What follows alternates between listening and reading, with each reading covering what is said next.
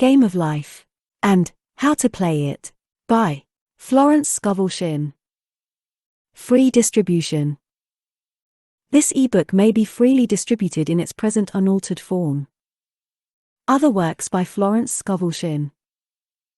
Your Word is Your Wand, published in 1928, The Secret Door to Success, published in 1840, The Power of the Spoken Word, posthumously published in 1945. You may get more writings by Florence Scovel Shinn at florenceshinn.com. Florence Scovel Shinn, 1871 to 1940. Florence Scovel Shinn was a woman ahead of her time. To many, she is considered to be among the likes of James Allen, the author of As a Man Thinketh, Wallace D. Wattles, the author of The Science of Getting Rich, and Napoleon Hill, who wrote the classic Think and Grow Rich. Miss Shinn was an artist, an author, and a metaphysics teacher in New York in the early part of the 20th century. Her books are remarkable and revolutionary in her times. They are profound, full of wisdom, and have inspired thousands of people for several decades. She was an outstanding proponent of the power of thoughts. She taught that life is a game, and in order to play it well, one must learn to understand the universal laws that govern it. She showed her students and readers how to win health, prosperity, and happiness by mastering the game. By sharing real-life stories, she illustrates how positive attitudes and affirmations invariably succeed in making one a winner in life, able to control life's conditions and release abundance through knowledge of spiritual law. Florence Scovel Shinn had the ability to explain her success principles and how they work in an entertaining and easy-to-read style. She can be considered one of last century's most popular success teachers. Florence Scovel Shinn was born on September 24, 1871, in Camden, New Jersey, to Alden Cortland Scovel and Emily Hopkinson. She had an older sister and a younger brother. Florence was educated at Friends Central School in Philadelphia. She later studied art at the Pennsylvania Academy of Fine Arts from 1889 to 1897. While there, she met Everett Shinn, a painter of impressionistic canvases and realistic murals. They married shortly after Florence graduated from the Art Academy. The Shinns moved to New York, where both pursued their separate careers, Everett in the theater while Florence did illustrations for children's literature in magazines and books. In 1925, Florence decided to publish her first book, The Game of Life and How to Play It. After unsuccessfully finding a publisher for her work, she published it herself. Her second book, Your Word is Your Wand, followed in 1928, and her final book, The Secret Door to Success, was published in 1940, shortly before her death on October 17, 1940. A fourth book, The Power of the Spoken Word, is a compendium of her notes, gathered by one of her students and published posthumously in 1945. The Game of Life, and How to Play It. Index. Chapter 1, The Game. Chapter 2, The Law of Prosperity. Chapter 3, The Power of the Word. Chapter 4, The Law of Non-Resistance. Chapter 5, The Law of Comma and the Law of Forgiveness. Chapter 6, Casting the Burden. Chapter 7, Love. Chapter 8, Intuition or Guidance. Chapter 9, Perfect Self-Expression or the Divine Design. Chapter 10, Denials and Affirmations. Chapter 1, The Game. Most people consider life a battle, but it is not a battle, it is a game. It is a game, however, which cannot be played successfully without the knowledge of spiritual law, and the Old and the New Testaments give the rules of the game with wonderful clearness. Jesus Christ taught that it was a great game of giving and receiving.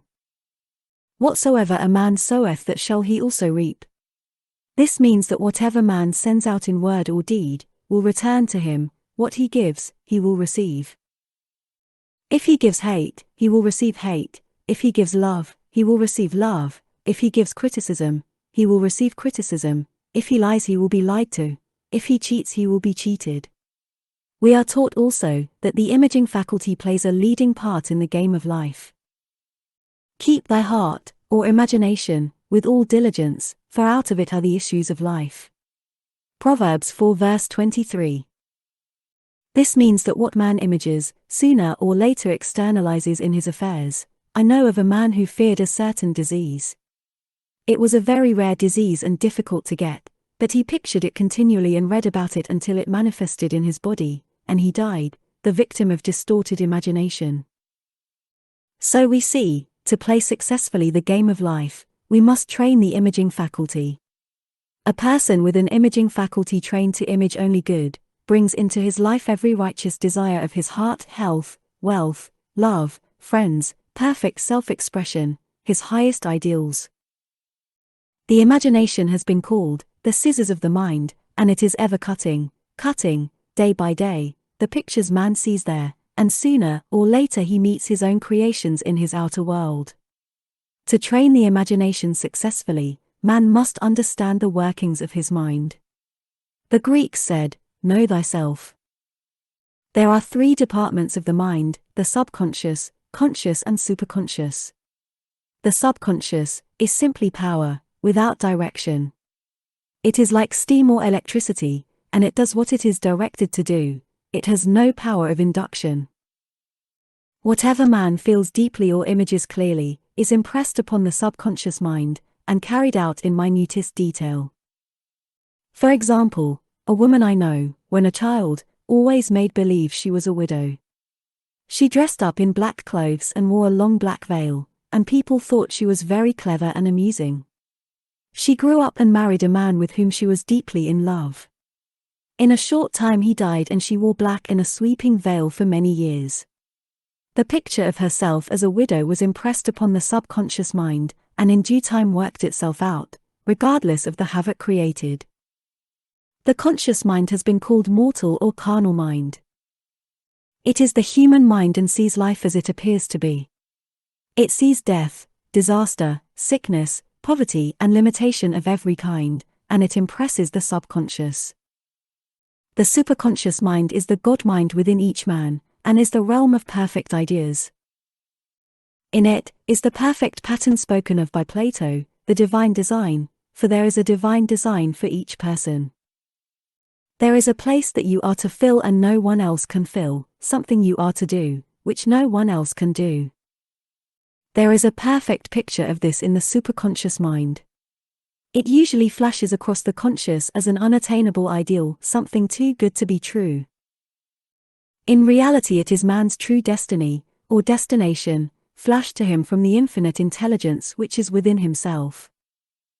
Many people, however, are in ignorance of their true destinies and are striving for things and situations which do not belong to them, and would only bring failure and dissatisfaction if attained. For example, a woman came to me and asked me to speak the word that she would marry a certain man with whom she was very much in love. She called him a B. I replied that this would be a violation of spiritual law, but that I would speak the word for the right man, the divine selection, the man who belonged to her by divine right. I added, if A, B is the right man you can't lose him, and if he isn't, you will receive his equivalent. She saw A, B frequently, but no headway was made in their friendship.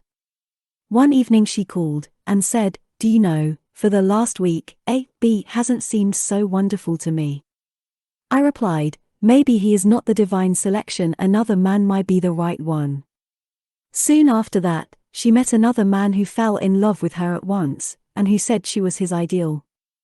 In fact, he said all the things that she had always wished A, B would say to her. She remarked, it was quite uncanny. She soon returned his love, and lost all interest in A, B. This shows the law of substitution. A right idea was substituted for a wrong one, therefore there was no loss or sacrifice involved. Jesus Christ said, "Seek ye first the kingdom of God and his righteousness, and all these things shall be added unto you," and he said the kingdom was within man. The kingdom is the realm of right ideas, or the divine pattern. Jesus Christ taught that man's words played a leading part in the game of life. By your words ye are justified, and by your words ye are condemned. Many people have brought disaster into their lives through idle words. For example, a woman once asked me why her life was now one of poverty of limitation. Formerly she had a home, was surrounded by beautiful things and had often tired of the management of her home, and had said repeatedly, "I'm sick and tired of things, I wish I lived in a trunk," and she added, "Today I am living in that trunk." She had spoken herself into a trunk. The subconscious mind has no sense of humor and people often joke themselves into unhappy experiences. For example, a woman who had a great deal of money joked continually about getting ready for the poorhouse. In a few years she was almost destitute, having impressed the subconscious mind with a picture of lack and limitation. Fortunately, the law works both ways, and a situation of lack may be changed to one of plenty. For example, a woman came to me one hot summer's day for a treatment for prosperity. She was worn out, dejected and discouraged. She said she possessed just $8 in the world.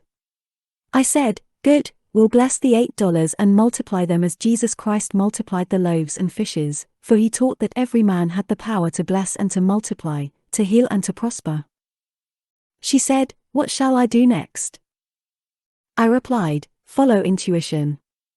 Have you a hunch to do anything, or to go anywhere?" Intuition means intuition, or to be taught from within. It is man's unerring guide, and I will deal more fully with its laws in a following chapter.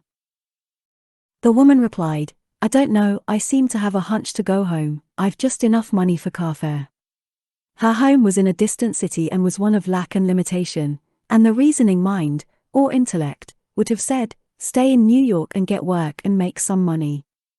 I replied, "Then go home, never violate a hunch."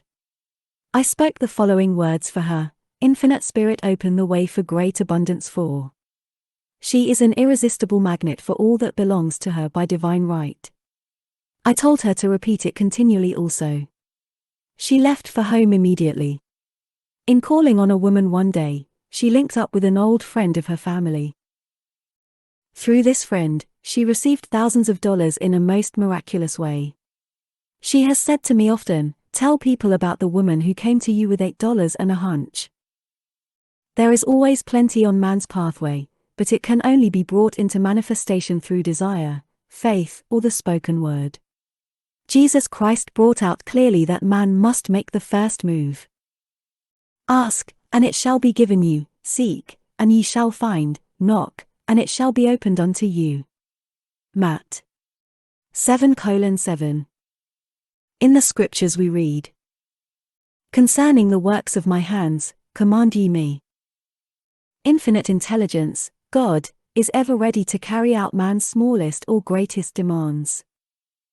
Every desire, uttered or unexpressed, is a demand.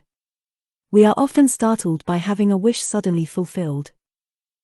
For example, one Easter, having seen many beautiful rose trees in the florist's windows, I wished I would receive one, and for an instant saw it mentally being carried in the door. Easter came, and with it a beautiful rose tree. I thanked my friend the following day, and told her it was just what I had wanted. She replied, "I didn't send you a rose tree, I sent you lilies." The man had mixed the order, and sent me a rose tree simply because I had started the law in action, and I had to have a rose tree. Nothing stands between man and his highest ideals and every desire of his heart, but doubt and fear.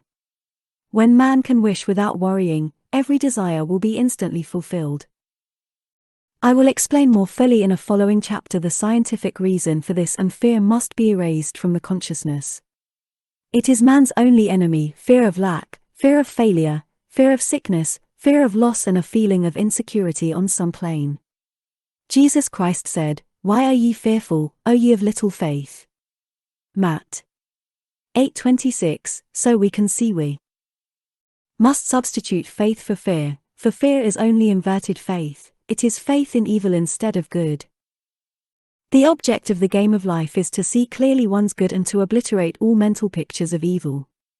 This must be done by impressing the subconscious mind with a realization of good.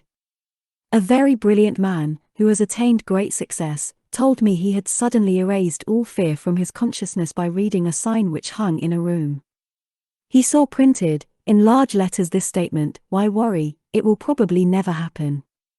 These words were stamped indelibly upon his subconscious mind, and he has now a firm conviction that only good can come into his life, therefore only good can manifest. In the following chapter 1 will deal with the different methods of impressing the subconscious mind. It is man's faithful servant, but one must be careful to give it the right orders. Man has ever a silent listener at his side, his subconscious mind. Every thought, every word is impressed upon it and carried out in amazing detail. It is like a singer making a record on the sensitive disc of the phonographic plate. Every note and tone of the singer's voice is registered. If he coughs or hesitates, it is registered also. So let us break all the old bad records in the subconscious mind, the records of our lives which we do not wish to keep, and make new and beautiful ones. Speak these words aloud, with power and conviction. I now smash and demolish, by my spoken word, every untrue record in my subconscious mind. They shall return to the dust heap of their native nothingness, for they came from my own vain imaginings. I now make my perfect records through the Christ within, the records of health, wealth, love and perfect self-expression. This is the square of life, the game completed. In the following chapters, I will show how man can change his conditions by changing his words. Any man who does not know the power of the word, is behind the times. Death and life are in the power of the tongue. Prove. 1821. Chapter 2, The Law of Prosperity. One of the greatest messages given to the race through the scriptures is that God is man's supply and that man can release, through his spoken word, all that belongs to him by divine right. He must, however, have perfect faith in his spoken word. Isaiah said, "My word shall not return unto me void, but shall accomplish that where it is sent." We know now that words and thoughts are a tremendous vibratory force, ever molding man's body and affairs. A woman came to me in great distress and said she was to be sued on the 15th of the month for $3,000. She knew no way of getting the money and was in despair. I told her God was her supply, and that there is a supply for every demand. So I spoke the word. I gave thanks that the woman would receive $3,000 at the right time in the right way. I told her she must have perfect faith, and act her perfect faith. The 15th came but no money had materialized. She called me on the phone and asked what she was to do. I replied, "It is Saturday, so they won't sue you today. Your part is to act rich, thereby showing perfect faith that you will receive it by Monday." She asked me to lunch with her to keep up her courage. When I joined her at a restaurant, I said, "This is no time to economize. Order an expensive luncheon, act as if you have already received the $3,000. All things whatsoever ye ask in prayer, believing, ye shall receive." You must act as if you had already received. The next morning she called me on the phone and asked me to stay with her during the day. I said no, you are divinely protected and God is never too late. In the evening she phoned again, greatly excited and said, "My dear, a miracle has happened. I was sitting in my room this morning, when the doorbell rang. I said to the maid, 'Don't let anyone in.' The maid, however, looked out the window and said, 'It's your cousin with the long white beard.' So I said, 'Call him back. I would like to see him.' He was just turning the corner, when he heard the maid's voice, and he came back. He talked for about an hour, and just as he was leaving he said, 'Oh, by the way, how are finances?' I told him I needed the money, and he said, 'Why, my dear, I will give you $3,000 the first of the month.' I didn't like to tell him I was going to be sued. What shall I do? I won't receive it till the first of the month, and I must have it tomorrow. I said, I'll keep on treating. I said, Spirit is never too late. I give thanks she has received the money on the invisible plane and that it manifests on time. The next morning her cousin called her up and said, come to my office this morning and I will give you the money. That afternoon, she had $3,000 to her credit in the bank, and wrote checks as rapidly as her excitement would permit. If one asks for success and prepares for failure, he will get the situation he has prepared for. For example, a man came to me asking me to speak the word that a certain debt would be wiped out. I found he spent his time planning what he would say to the man when he did not pay his bill, thereby neutralizing my words. He should have seen himself paying the debt. We have a wonderful illustration of this in the Bible, relating to the 3 kings who were in the desert, without water for their men and horses. They consulted the prophet Elisha, who gave them this astonishing message. Thus saith the Lord, ye shall not see wind, neither shall ye see rain, yet make this valley full of ditches. Man must prepare for the thing he has asked for, when there isn't the slightest sign of it in sight. For example, a woman found it necessary to look for an apartment during the year when there was a great shortage of apartments in New York. It was considered almost an impossibility, and her friends were sorry for her and said, "Isn't it too bad, you'll have to store your furniture and live in a hotel." She replied, "You needn't feel sorry for me, I'm a superman, and I'll get an apartment." She spoke the words, "Infinite Spirit, open the way for the right apartment." She knew there was a supply for every demand, and that she was unconditioned, working on the spiritual plane, and that one with God is a majority. She had contemplated buying new blankets, when the tempter, the adverse thought or reasoning mind, suggested, "Don't buy the blankets, perhaps, after all, you won't get an apartment and you will have no use for them." She promptly replied, to herself, "I'll dig my ditches by buying the blankets." So she prepared for the apartment, acted as though she already had it. She found one in a miraculous way, and it was given to her although there were over 200 other applicants. The blankets showed active faith. It is needless to say that the ditches dug by the 3 kings in the desert were filled to overflowing. Read 2 Kings. Getting into the spiritual swing of things is no easy matter for the average person. The adverse thoughts of doubt and fear surge from the subconscious. They are the army of the aliens which must be put to flight. This explains why it is so often darkest before the dawn. A big demonstration is usually preceded by tormenting thoughts. Having made a statement of high spiritual truth, one challenges the old beliefs in the subconscious, and error is exposed to be put out. This is the time when one must make his affirmations of truth repeatedly, and rejoice and give thanks that he has already received. Before ye call I shall answer. This means that every good and perfect gift is already man's, awaiting his recognition. Man can only receive what he sees himself receiving. The children of Israel were told that they could have all the land they could see. This is true of every man. He has only the land within his own mental vision. Every great work, every big accomplishment, has been brought into manifestation through holding to the vision, and often just before the big achievement, comes apparent failure and discouragement. The children of Israel, when they reached the promised land, were afraid to go in, for they said it was filled with giants who made them feel like grasshoppers. And there we saw the giants, and we were in our own sight as grasshoppers. This is almost every man's experience. However, the one who knows spiritual law is undisturbed by appearance, and rejoices while he is yet in captivity. That is, he holds to his vision and gives thanks that the end is accomplished, he has received. Jesus Christ gave a wonderful example of this. He said to his disciples, "Say not ye, there are yet 4 months, and then cometh the harvest. Behold, I say unto you, lift up your eyes and look on the fields, for they are ripe already to harvest." His clear vision pierced the world of matter, and he saw clearly the 4th-dimensional world, things as they really are, perfect and complete in divine mind. So man must ever hold the vision of his journey's end and demand the manifestation of that which he has already received. It may be his perfect health, love, supply, self-expression, home or friends.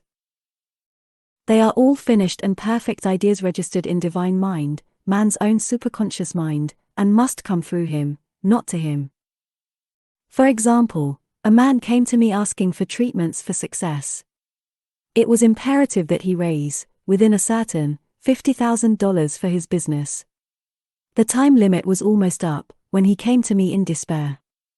No one wanted to invest in his enterprise, and the bank had flatly refused a loan. I replied, I suppose you lost your temper while at the bank, therefore your power. You can control any situation if you first control yourself. Go back to the bank, I added, and I will treat. My treatment was, you are identified in love with the spirit of everyone connected with the bank. Let the divine idea come out of this situation. He replied, Woman, you are talking about an impossibility. Tomorrow is Saturday, the bank closes at 12, and my train won't get me there until 10, and the time limit is up tomorrow, and anyway they won't do it. It's too late. I replied, God doesn't need any time and is never too late. With him all things are possible. I added, I don't know anything about business, but I know all about God. He replied, it all sounds fine when I sit here listening to you, but when I go out it's terrible.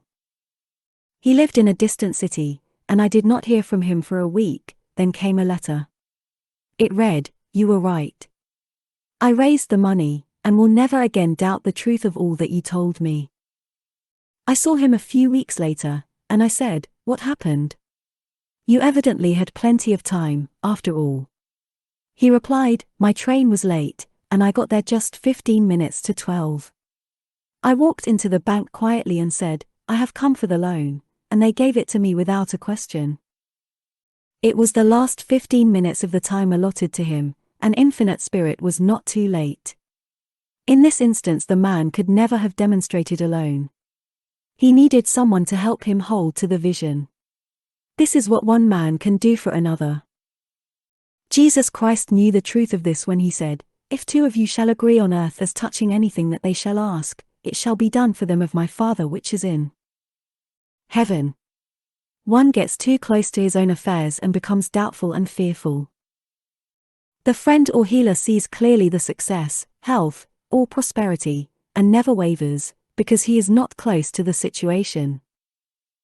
It is much easier to demonstrate for someone else than for oneself, so a person should not hesitate to ask for help, if he feels himself wavering. A keen observer of life once said, No man can fail, if some one person sees him successful. Such is the power of the vision, and many a great man owed his success to a wife, or sister, or a friend who believed in him and held without wavering to the perfect pattern. Chapter 3, The Power of the Word. A person knowing the power of the word, becomes very careful of his conversation. He has only to watch the reaction of his words to know that they do not return void. Through his spoken word, man is continually making laws for himself. I knew a man who said, I always miss a car. It invariably pulls out just as I arrive. His daughter said, I always catch a car. It's sure to come just as I get there. This occurred for years. Each had made a separate law for himself, one of failure, one of success. This is the psychology of superstitions. The horseshoe or rabbit's foot contains no power, but man's spoken word and belief that it will bring good luck creates expectancy in the subconscious mind, and attracts a lucky situation. I find, however, this will not work when man has advanced spiritually and knows a higher law. One cannot turn back, and must put away graven images. For example, 2 men in my class had had great success in business for several months, when suddenly everything went to smash. We tried to analyze the situation, and I found, instead of making their affirmations and looking to God for success and prosperity, they had each bought a lucky monkey. I said, Oh, I see, you have been trusting in the lucky monkeys instead of God. Put away the lucky monkeys and call on the law of forgiveness, for man has power to forgive or neutralize his mistakes.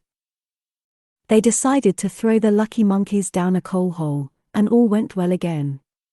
This does not mean, however, that one should throw away every lucky ornament or horseshoe about the house, but he must recognize that the power back of it is the one and only power, God, and that the object simply gives him a feeling of expectancy.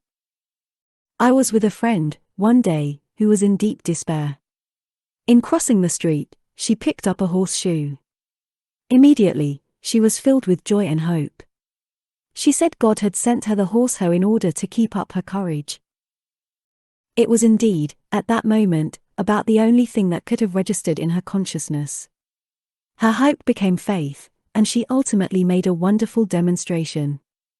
I wish to make the point clear that the men previously mentioned were depending on the monkeys alone, while this woman recognized the power back of the horseshoe. I know, in my own case, it took a long while to get out of a belief that a certain thing brought disappointment. If the thing happened, disappointment invariably followed. I found the only way I could make a change in the subconscious was by asserting, there are not two powers, there is only one power, God, therefore, there are not disappointments, and this thing means a happy surprise. I noticed a change at once, and happy surprises commenced coming my way. I have a friend who said nothing could induce her to walk under a ladder. I said, if you are afraid, you are giving into a belief in two powers, good and evil, instead of one. As God is absolute, there can be no opposing power, unless man makes the force of evil for himself. To show you believe in only one power, God, and that there is no power or reality in evil, walk under the next ladder you see. Soon after, she went to her bank. She wished to open her box in the safe deposit vault, and there stood a ladder on her pathway. It was impossible to reach the box without passing under the ladder. She quailed with fear and turned back. She could not face the lion on her pathway. However, when she reached the street, my words rang in her ears and she decided to return and walk under it. It was a big moment in her life, for ladders had held her in bondage for years. She retraced her steps to the vault, and the ladder was no longer there. This so often happens. If one is willing to do a thing he is afraid to do, he does not have to. It is the law of non-resistance, which is so little understood. Someone has said that courage contains genius and magic. Face a situation fearlessly, and there is no situation to face, it falls away of its own weight. The explanation is that fear attracted the ladder on the woman's pathway, and fearlessness removed it. Thus the invisible forces are ever working for man who is always pulling the strings himself, though he does not know it. Owing to the vibratory power of words, whatever man voices, he begins to attract. People who continually speak of disease, invariably attract it. After man knows the truth, he cannot be too careful of his words. For example, I have a friend who often says on the phone, do come to see me and have an old-fashioned chat. This old-fashioned chat means an hour of about 500 to 1,000 destructive words, the principal topics being loss, lack, failure, and sickness. I reply, no, I thank you. I've had enough old-fashioned chats in my life, they are too expensive, but I will be glad to have a new-fashioned chat, and talk about what we want, not what we don't want. There is an old saying that man only dares use his words for three purposes, to heal, bless, or prosper. What man says of others will be said of him, and what he wishes for another, he is wishing for himself. Curses, like chickens, come home to roost. If a man wishes someone bad luck, he is sure to attract bad luck himself. If he wishes to aid someone to success, he is wishing and aiding himself to success. The body may be renewed and transformed through the spoken word and clear vision, and disease be completely wiped out of the consciousness. The metaphysician knows that all disease has a mental correspondence, and in order to heal the body one must first heal the soul. The soul is the subconscious mind, and it must be saved from wrong thinking. In the 23rd Psalm, we read, He restoreth my soul. This means that the subconscious mind or soul must be restored with the right ideas, and the mystical marriage is the marriage of the soul and the spirit, or the subconscious and superconscious mind. They must be one. When the subconscious is flooded with the perfect ideas of the superconscious, God and man are one, I and the Father are one. That is, he is one with the realm of perfect ideas, he is the man made in God's likeness and image, imagination, and is given power and dominion over all created things, his mind, body, and affairs. It is safe to say that all sickness and unhappiness come from the violation of the law of love. A new commandment I give unto you, love one another, and in the game of life, love or goodwill takes every trick. For example, a woman I know, had, for years, an appearance of a terrible skin disease. The doctors told her it was incurable, and she was in despair. She was on the stage, and she feared she would soon have to give up her profession, and she had no other means of support. She, however, procured a good engagement, and on the opening night, made a great hit. She received flattering notices from the critics, and was joyful and elated. The next day she received a notice of dismissal. A man in the cast had been jealous of her success and had caused her to be sent away. She felt hatred and resentment taking complete possession of her, and she cried out, "Oh God, don't let me hate that man." That night she worked for hours in the silence. She said, "I soon came into a very deep silence. I seemed to be at peace with myself, with the man, and with the whole world. I continued this for 2 following nights, and on the 3rd day I found I was healed completely of the skin disease." In asking for love, or goodwill, she had fulfilled the law, for love is the fulfilling of the law, and the disease, which came from subconscious resentment, was wiped out. Continual criticism produces rheumatism, as critical, inharmonious thoughts cause unnatural deposits in the blood, which settle in the joints. False growths are caused by jealousy, hatred, unforgiveness, fear, etc. Every disease is caused by a mind not at ease. I said once, in my class, there is no use asking anyone what's the matter with you, we might just as well say, who's the matter with you? Unforgiveness is the most prolific cause of disease. It will harden arteries or liver, and affect the eyesight. In its train are endless ills. I called on a woman, one day, who said she was ill from having eaten a poisoned oyster. I replied, "Oh, no, the oyster was harmless, you poisoned the oyster. What's the matter with you?" She answered, "Oh, about 19 people." She had quarreled with 19 people and had become so inharmonious that she attracted the wrong oyster. Any inharmony on the external indicates there is mental inharmony. As the within, so the without. Man's only enemies are within himself. And a man's foes shall be they of his own household. Personality is one of the last enemies to be overcome, as this planet is taking its initiation in love. It was Christ's message, peace on earth, goodwill towards man. The enlightened man, therefore, endeavors to perfect himself upon his neighbor. His work is with himself, to send out goodwill and blessings to every man, and the marvelous thing is, that if one blesses a man he has no power to harm him.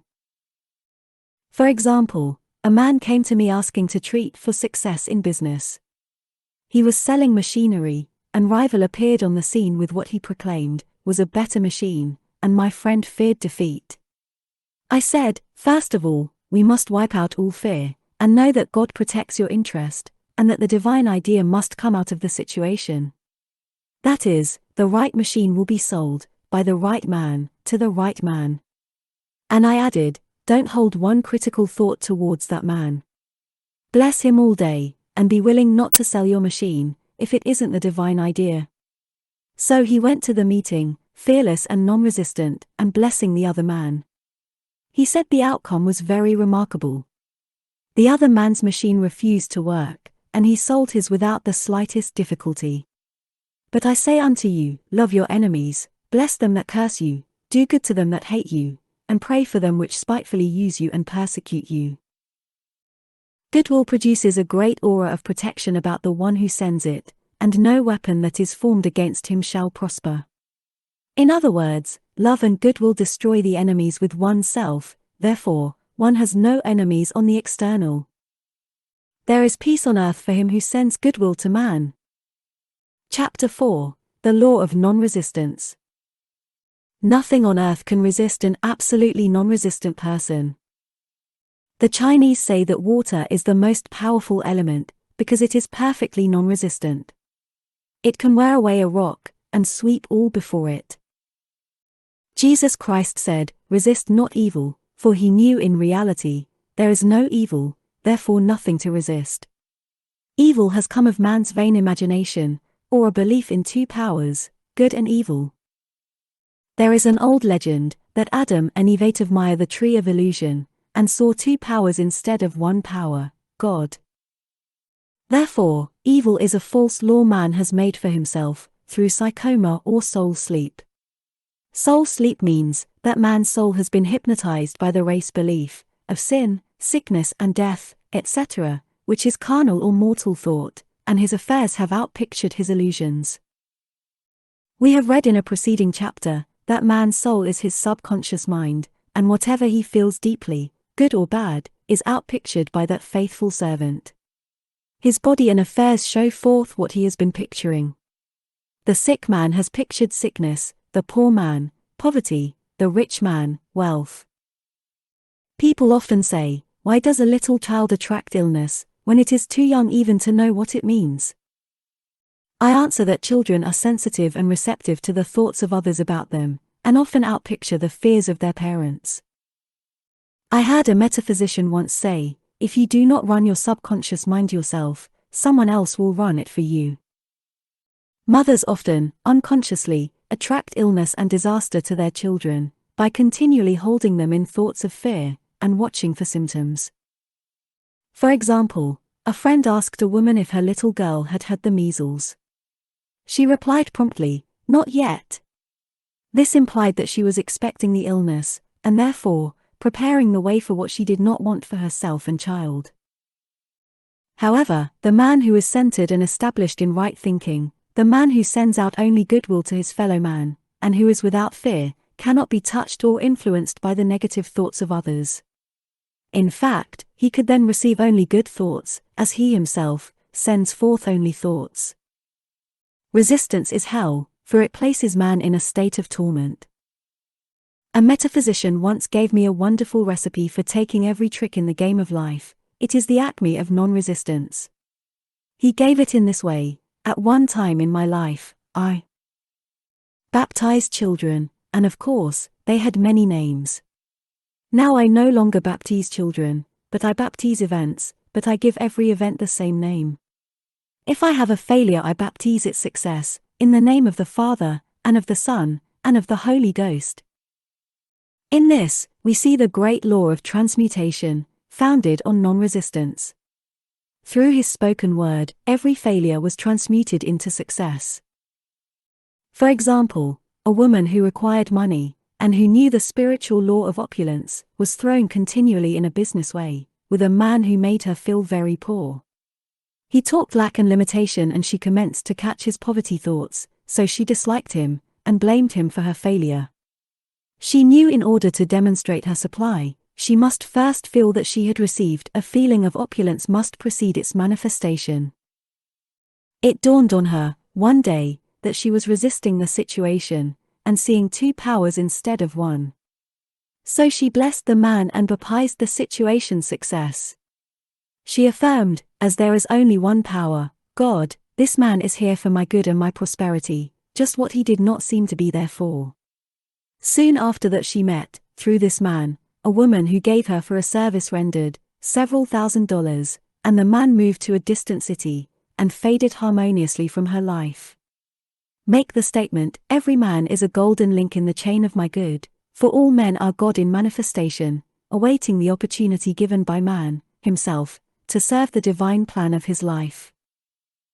Bless your enemy, and you rob him of his ammunition. His arrows will be transmuted into blessings. This law is true of nations as well as individuals. Bless a nation, send love and goodwill to every inhabitant, and it is robbed of its power to harm. Man can only get the right idea of non-resistance through spiritual understanding. My students have often said, I don't want to be a doormat. I reply, when you use non-resistance with wisdom, no one will ever be able to walk over you.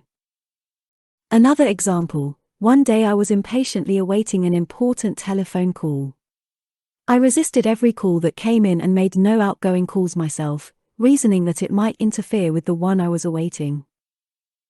Instead of saying, divine ideas never conflict, the call will come at the right time, leaving it to infinite intelligence to arrange, I commenced to manage things myself. I made the battle mine, not God's, and remained tense and anxious.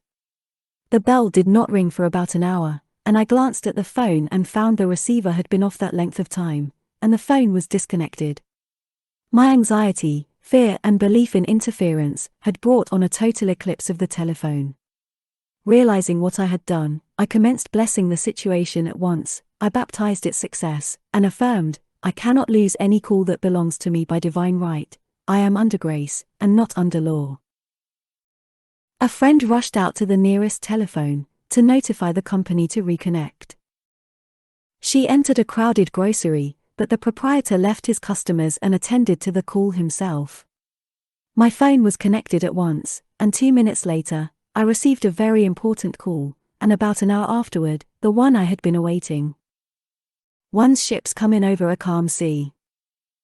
So long as man resists a situation, he will have it with him. If he runs away from it, it will run after him. For example, I repeated this to a woman one day, and she replied, how true that is. I was unhappy at home, I disliked my mother, who was critical and domineering, so I ran away and was married, but I married my mother, for my husband was exactly like my mother, and I had the same situation to face again. Agree with thine adversary quickly. This means, agree that the adverse situation is good, be undisturbed by it, and it falls away of its own weight. None of these things move me, is a wonderful affirmation. The inharmonious situation comes from some inharmony within man himself. When there is, in him, no emotional response to an inharmonious situation, it fades away forever, from his pathway. So we see man's work is ever with himself. People have said to me, give treatments to change my husband, or my brother. I reply, no, I will give treatments to change you. When you change, your husband and your brother will change. One of my students was in the habit of lying. I told her it was a failure method and if she lied, she would be lied to. She replied, I don't care, I can't possibly get along without lying.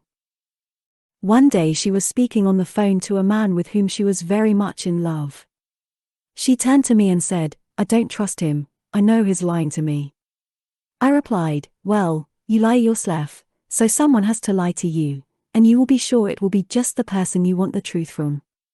Some time after that, I saw her, and she said, I'm cured of lying. I questioned, what cured you? She replied, I have been living with a woman who lied worse than I did. One is often cured of his faults by seeing them in others. Life is a mirror, and we find only ourselves reflected in our associates. Living in the past is a failure method and a violation of spiritual law. Jesus Christ said, behold, now is the accepted time. Now is the day of salvation. Lot's wife looked back and was turned into a pillar of salt. The robbers of time are the past and the future. Man should bless the past, and forget it, if it keeps him in bondage, and bless the future, knowing it has in store for him endless joys, but live fully in the now. For example, a woman came to me, complaining that she had no money with which to buy Christmas gifts. She said, last year was so different, I had plenty of money and gave lovely presents, and this year I have scarcely a cent. I replied, you will never demonstrate money while you are pathetic and live in the past.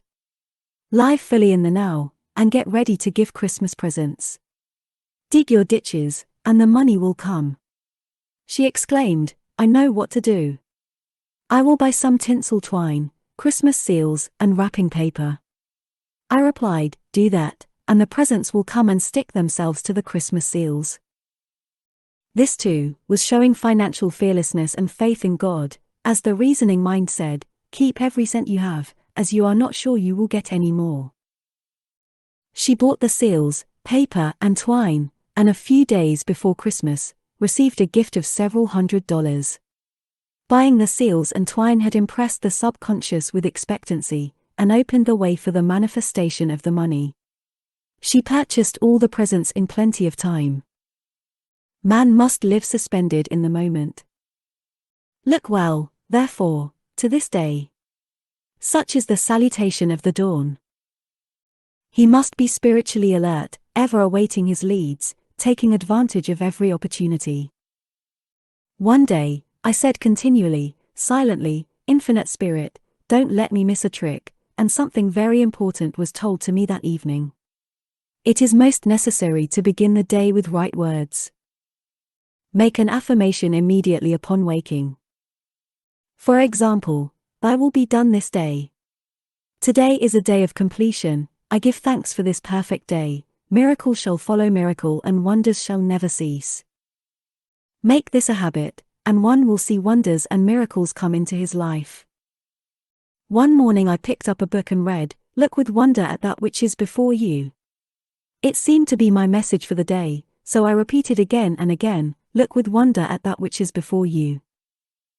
At about noon, a large sum of money was given me, which I had been desiring for a certain purpose.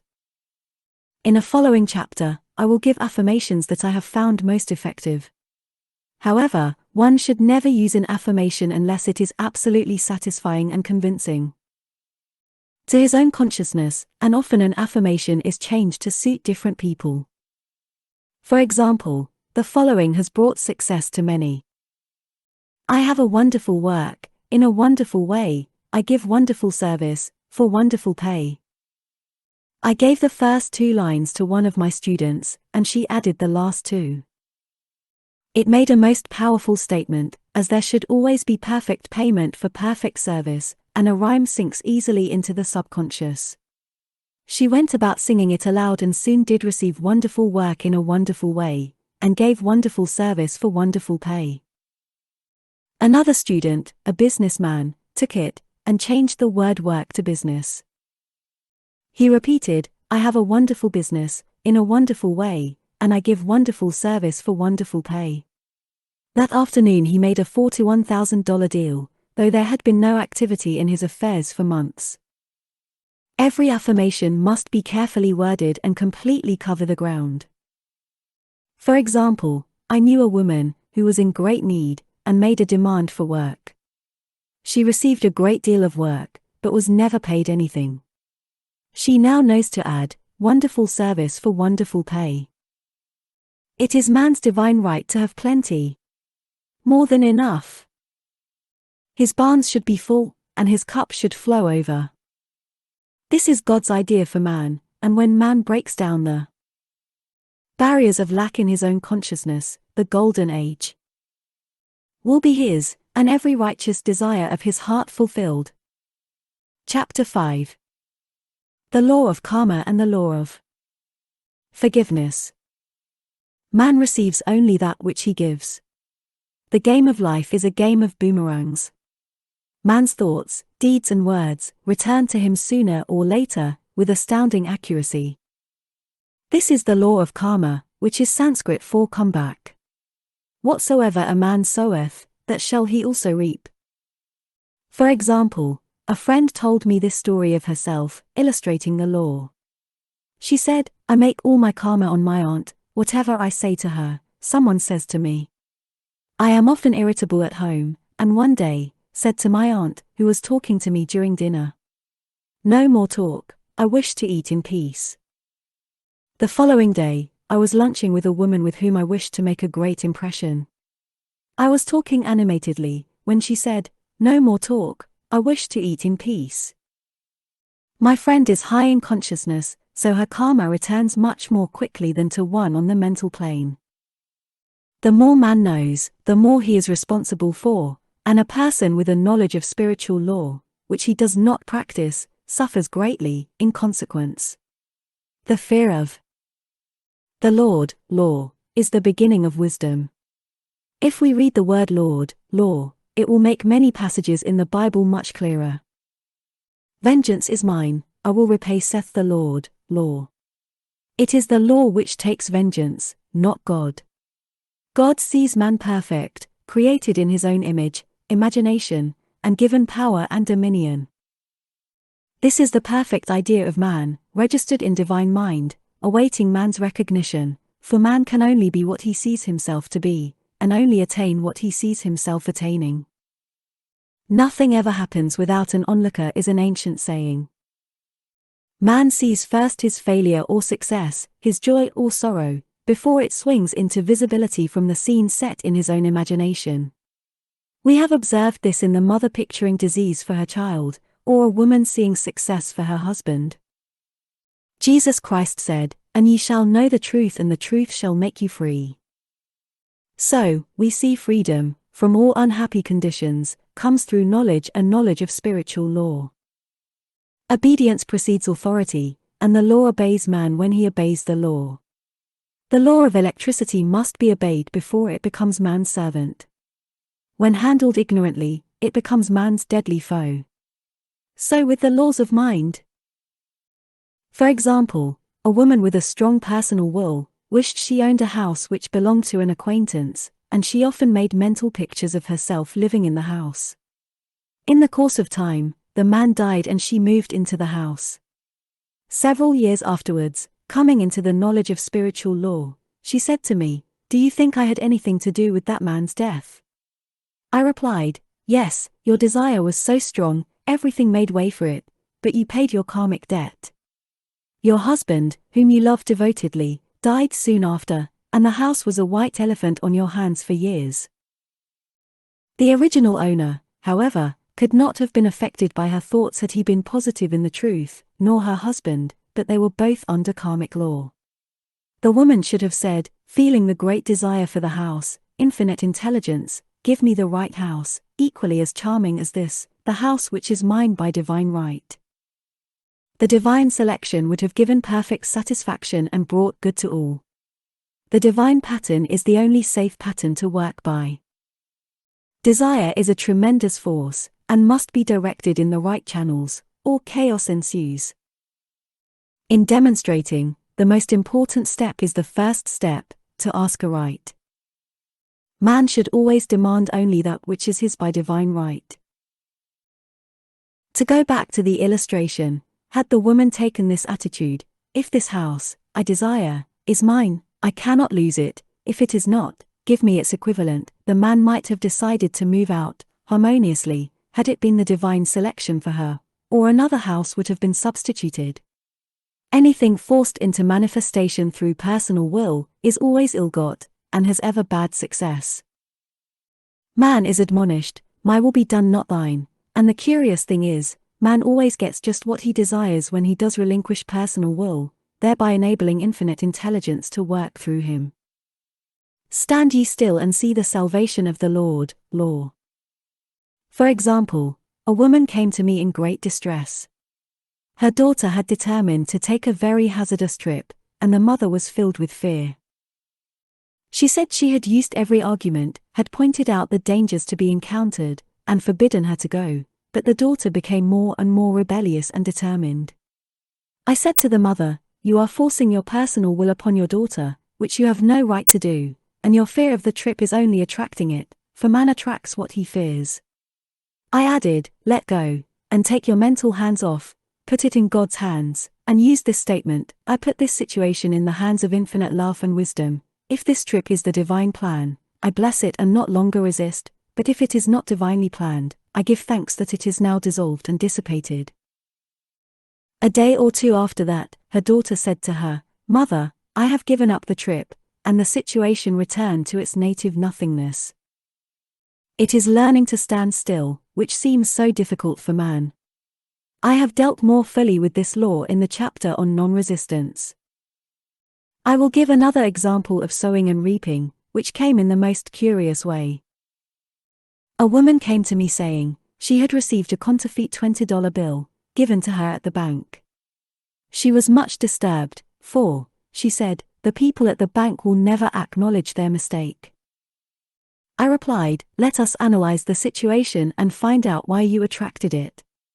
She thought a few moments and exclaimed, "I know it, I sent a friend a lot of stage money, just for a joke."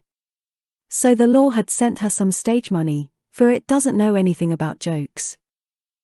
I said, "Now we will call on the law of forgiveness, and neutralize the situation." Christianity is founded upon the law of forgiveness. Christ has redeemed us from the curse of the karmic law, and the Christ within each man is his redeemer and salvation from all inharmonious conditions. So I said, "Infinite Spirit, we call on the law of forgiveness and give thanks that she is under grace and not under law, and cannot lose this $20 which is hers by divine right. Now," I said, Go back to the bank and tell them, fearlessly, that it was given you, there by mistake." She obeyed, and to her surprise, they apologized and gave her another bill, treating her most courteously. So knowledge of the law gives man power to rub out his mistakes. Man cannot force the external to be what he is not. If he desires riches, he must be rich first in consciousness. For example, a woman came to me asking treatment for prosperity. She did not take much interest in her household affairs, and her home was in great disorder. I said to her, "If you wish to be rich, you must be orderly. All men with great wealth are orderly, and order is heaven's first law." I added, "You will never become rich with a burnt match in the pincushion." She had a good sense of humor and commenced immediately, putting her house in order. She rearranged furniture, straightened out bureau drawers, cleaned rugs, and soon made a big financial demonstration, a gift from a relative. The woman, herself, became made over, and keeps herself keyed up financially, by being ever watchful of the external and expecting prosperity, knowing God is her supply. Many people are in ignorance of the fact that gifts and things are investments, and that hoarding and saving invariably lead to loss. There is that scattereth and yet increaseth, and there is that withholdeth more than is meet, but it tendeth to poverty. For example, I knew a man who wanted to buy a fur-lined overcoat. He and his wife went to various shops, but there was none he wanted. He said they were all too cheap looking. At last, he was shown one, the salesman said was valued at $1,000, but which the manager would sell him for $500, as it was late in the season. His financial possessions amounted to about $700. The reasoning mind would have said, "You can't afford to spend nearly all you have on a coat," but he was very intuitive and never reasoned. He turned to his wife and said, "If I get this coat, I'll make a ton of money." So his wife consented, weakly. About a month later, he received a $10,000 commission. The coat made him feel so rich, it linked him with success and prosperity. Without the coat he would not have received the commission. It was an investment paying large dividends. If man ignores these leadings to spend or to give, the same amount of money will go in an uninteresting or unhappy way. For example, a woman told me, on Thanksgiving Day, she informed her family that they could not afford a Thanksgiving dinner. She had the money, but decided to save it. A few days later, someone entered her room and took from the bureau drawer the exact amount the dinner would have cost. The law always stands back of the man who spends fearlessly, with wisdom. For example, one of my students was shopping with her little nephew. The child clamored for a toy, which she told him she could not afford to buy. She realized suddenly that she was seeking lack, and not recognizing God as her supply. So she bought the toy, and on her way home, picked up, in the street, the exact amount of money she had paid for it. Man's supply is inexhaustible and unfailing when fully trusted, but faith or trust must precede the demonstration. According to your faith be it unto you. Faith is the substance of things hoped for, the evidence of things not seen, for faith holds the vision steady, and the adverse pictures are dissolved and dissipated, and in due season we shall reap, if we faint not. Jesus Christ brought the good news, the gospel, that there was a higher law than the law of karma, and that law transcends the law of karma. It is the law of grace, or forgiveness. It is the law which frees man from the law of cause and effect, the law of consequence. Under grace, and not under law. We are told that on this plane, man reaps where he has not sown, the gifts of God are simply poured out upon him. All that the kingdom affords is his. This continued state of bliss awaits the man who has overcome the race, or world, thought. In the world thought there is tribulation, but Jesus Christ said, "Be of good cheer, I have overcome the world." The world thought is that of sin, sickness and death. He saw their absolute unreality and said sickness and sorrow shall pass away and death itself, the last enemy, be overcome. We know now, from a scientific standpoint, that death could be overcome by stamping the subconscious mind with the conviction of eternal youth and eternal life. The subconscious, being simply power without direction, carries out orders without questioning. Working under the direction of the superconscious, the Christ or God within man, the resurrection of the body would be accomplished. Man would no longer throw off his body in death, it would be transformed into the body electric, sung by Walt Whitman, for Christianity is founded upon the forgiveness of sins and an empty tomb. Chapter 6, Casting the Burden. Impressing the subconscious. When man knows his own powers and the workings of his mind, his great desire is to find an easy and quick way to impress the subconscious with good, for simply an intellectual knowledge of the truth will not bring results. In my own case, I found the easiest way is in casting the burden. A metaphysician once explained it in this manner. He said, "The only thing which gives anything weight in nature is the law of gravitation, and if a boulder could be taken high above the planet, there would be no weight in that boulder, and that is what Jesus Christ meant when he said, 'My yoke is easy and my burden is light.'" He had overcome the world vibration, and functioned in the fourth dimensional realm, where there is only perfection, completion, life and joy. He said, "Come to me all ye that are labor and are heavy laden, and I will give you rest. Take my yoke upon you, for my yoke is easy and my burden is light." We are also told in the 55th Psalm, to cast thy burden upon the Lord. Many passages in the Bible state that the battle is God's not man's and that man is always to stand still and see the salvation of the Lord. This indicates that the superconscious mind, or Christ within, is the department which fights man's battle and relieves him of burdens. We see, therefore, that man violates law if he carries a burden, and a burden is an adverse thought or condition, and this thought or condition has its root in the subconscious. It seems almost impossible to make any headway directing the subconscious from the conscious, or reasoning mind, as the reasoning mind, the intellect, is limited in its conceptions, and filled with doubts and fears. How scientific it then is, to cast the burden upon the superconscious mind, or Christ within, where it is made light, or dissolved into its native nothingness. For example, a woman in urgent need of money, made light upon the Christ within, the superconscious, with the statement, "I cast this burden of lack on the Christ within, and I go free to have plenty." The belief in lack was her burden, and as she cast it upon the superconscious with its belief of plenty, an avalanche of supply was the result. We read, "The Christ in you, the hope of glory." Another example, one of my students had been given a new piano, and there was no room in her studio for it until she had moved out the old one. She was in a state of perplexity. She wanted to keep the old piano, but knew of no place to send it. She became desperate, as the new piano was to be sent immediately, in fact, was on its way, with no place to put it. She said it came to her to repeat, "I cast this burden on the Christ within, and I go free."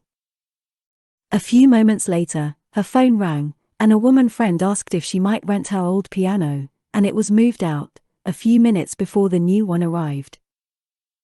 I knew a woman, whose burden was resentment. She said, "I cast this burden of resentment on the Christ within, and I go free, to be loving, harmonious and happy." The almighty superconscious flooded the subconscious with love, and her whole life was changed. For years, resentment had held her in a state of torment and imprisoned her soul, the subconscious mind. The statement should be made over and over and over, sometimes for hours at a time, silently or audibly, with quietness but determination.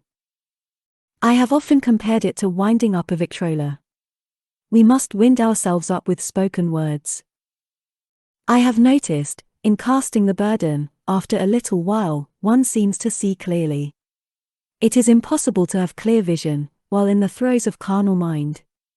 Doubts and fear poison the mind and body, and imagination runs riot, attracting disaster and disease.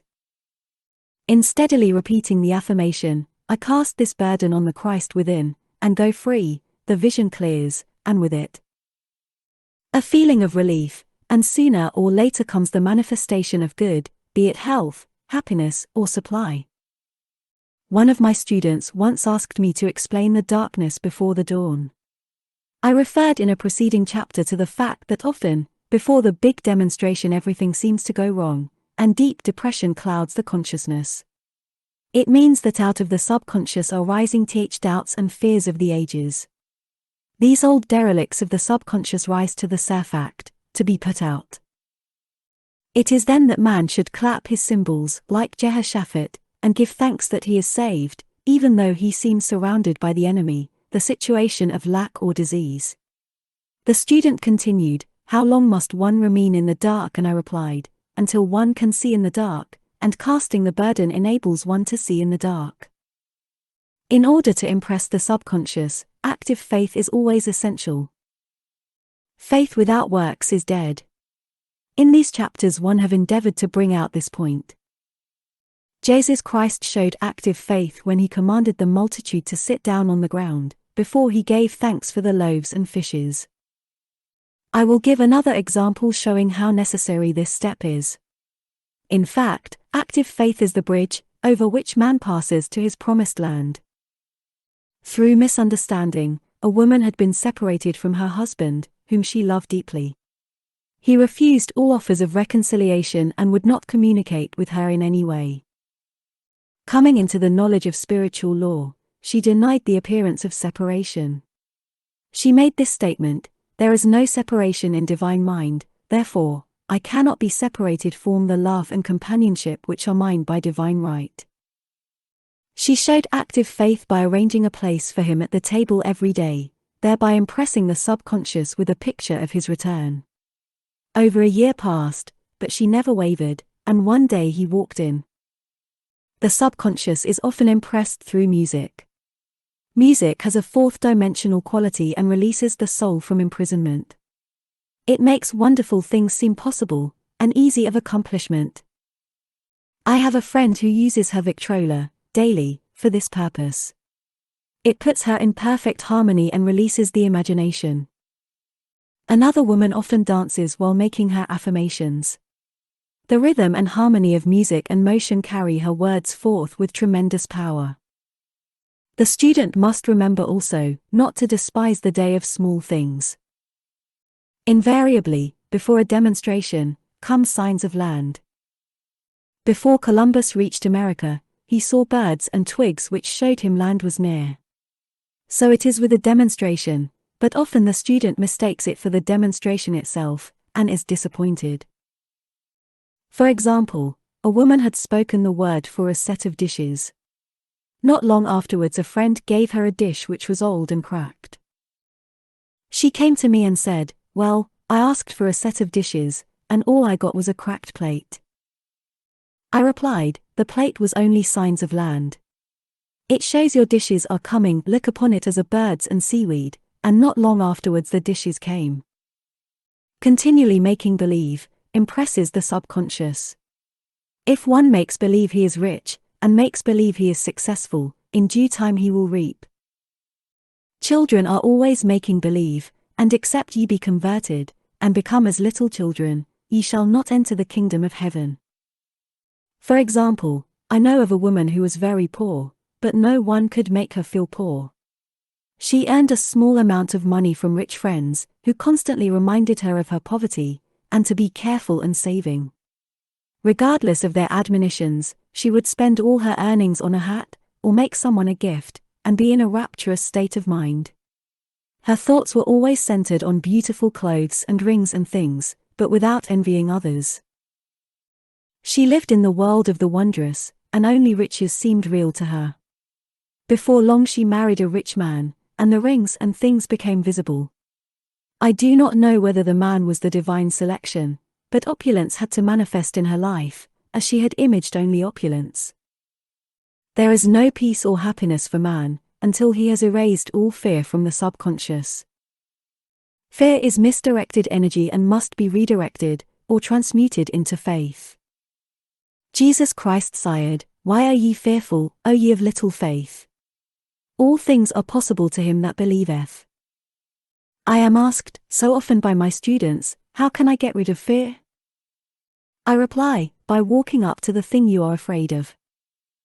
The lion takes its fierceness from your fear. Walk up to the lion, and he will disappear, run away and he runs after you. I have shown in previous chapters how the lion of lack disappeared when the individual spent money fearlessly, showing faith that God was his supply and therefore, unfailing. Many of my students have come out of the bondage of poverty, and are now bountifully supplied, through losing all fear of letting money go out. The subconscious is impressed with the truth that God is the giver and gift. Therefore, as one is one with the giver, he is one with the gift. A splendid statement is, I now thank God the giver for God the gift. Man has so long separated himself from his good and his supply, through thoughts of separation and lack, that sometimes, it takes dynamite to dislodge these false ideas from the subconscious, and the dynamite is a big situation. We see in the foregoing illustration, how the individual was freed from his bondage by showing fearlessness. Man should watch himself hourly to detect if his motive for action is fear or faith. Choose ye this day whom we shall serve, fear or faith. Perhaps one's fear is of personality. Then do not avoid the people feared, be willing to meet them cheerfully, and they will either prove golden links in the chain of one's good, or disappear harmoniously from one's pathway. Perhaps one's fear is of disease or germs. Then one should be fearless and undisturbed in a germ-laden situation, and he would be immune. One can only contract germs while vibrating at the same rate as the germ, and fear drags men down to the level of the germ. Of course, the disease-laden germ is the product of carnal mind, as all thought must objectify. Germs do not exist in the superconscious or divine mind, therefore are the product of man's vain imagination. In the twinkling of an eye, man's release will come when he realizes there is no power in evil. The material world will fade away, and the fourth-dimensional world, the world of the wondrous, will swing into manifestation. And I saw a new heaven, and a new earth, and there shall be no more death, neither sorrow nor crying, neither shall there be any more pain, for the former things are passed away. Chapter 7, Love. Every man on this planet is taking his initiation in love. A new commandment I give unto you, that ye love one another. Ouspensky states, in Tertium Organum, that love is a cosmic phenomenon, and opens to man the fourth-dimensional world, the world of the wondrous. Real love is selfless and free from fear. It pours itself out upon the object of its affection, without demanding any return. Its joy is in the joy of giving. Love is God in manifestation, and the strongest magnetic force in the universe. Pure, unselfish love draws to itself its own, it does not need to seek or demand. Scarcely anyone has the faintest conception of real love. Man is selfish, tyrannical or fearful in his affections, thereby losing the thing he loves. Jealousy is the worst enemy of love, for the imagination runs riot, seeing the loved one attracted to another, and invariably these fears objectify if they are not neutralized. For example, a woman came to me in deep distress. The man she loved had left her for other women, and said he never intended to marry her. She was torn with jealousy and resentment and said she hoped he would suffer as he had made her suffer, and added, "How could he leave me when I loved him so much?" I replied, "You are not loving that man, you are hating him," and added, "You can never receive what you have never given. Give a perfect love and you will receive a perfect love. Perfect yourself on this man. Give him a perfect, unselfish love, demanding nothing in return. Do not criticize or condemn, and bless him wherever his is." She replied, "No, I won't bless him unless I know where he is," she said. "Well," I said, "that is not real love. When you send out real love will return to you, either from this man or his equivalent, for if this man is not the divine selection, you will not want him. As you are one with God, you are one with the love which belongs to you by divine right." Several months passed, and matters remained about the same, but she was working conscientiously with herself. I said, "When you are no longer disturbed by his cruelty, he will cease to be cruel, as you are attracting it through your own emotions." Then I told her of a brotherhood in India, who never said, good morning to each other. They used these words, I salute the divinity in you. They saluted the divinity in every man, and in the wild animals in the jungle, and they were never harmed, for they saw only God in every living thing. I said, salute the divinity in this man, and say, I see your divine self only. I see you as God see you, perfect, made in his image and likeness. She found she was becoming more poised, and gradually losing her resentment. He was a captain, and she always called him the capital. One day, she said, suddenly, God bless the cap wherever he is. I replied, now that is real love, and when you have become a complete circle, and are no longer disturbed by the situation, you will have his love, or attract its equivalent. I was moving at this time, and did not have a telephone, so was out of touch with her for a few weeks, when one morning I received a letter saying, we are married. At the earliest opportunity, I paid her a call. My first words were, what happened? Oh, she exclaimed, a miracle. One day I woke up and all suffering had ceased. I saw him that evening and he asked me to marry him. We were married in about a week, and I have never seen a more devoted man. There is an old saying, no man is your enemy, no man is your friend, every man is your teacher. So one should become impersonal and learn what each man has to teach him, and soon he would learn his lessons and be free. The woman's lover was teaching her selfless love, which every man, sooner or later, must learn. Suffering is not necessary for man's development, it is the result of violation of spiritual law, but few people seem able to rouse themselves from their soul's sleep without it. When people are happy, they usually become selfish, and automatically the law of karma is set in action. Man often suffers loss through lack of appreciation. I knew a woman who had a very nice husband, but she said often, I don't care anything about being married, but that is nothing against my husband. I'm simply not interested in married life. She had other interests, and scarcely remembered she had a husband. She only thought of him when she saw him. One day her husband told her he was in love with another woman, and left. She came to me in distress and resentment. I replied, it is exactly what you spoke the word for. You said you didn't care anything about being married, so the subconscious worked to get you unmarried. She said, oh yes, I see.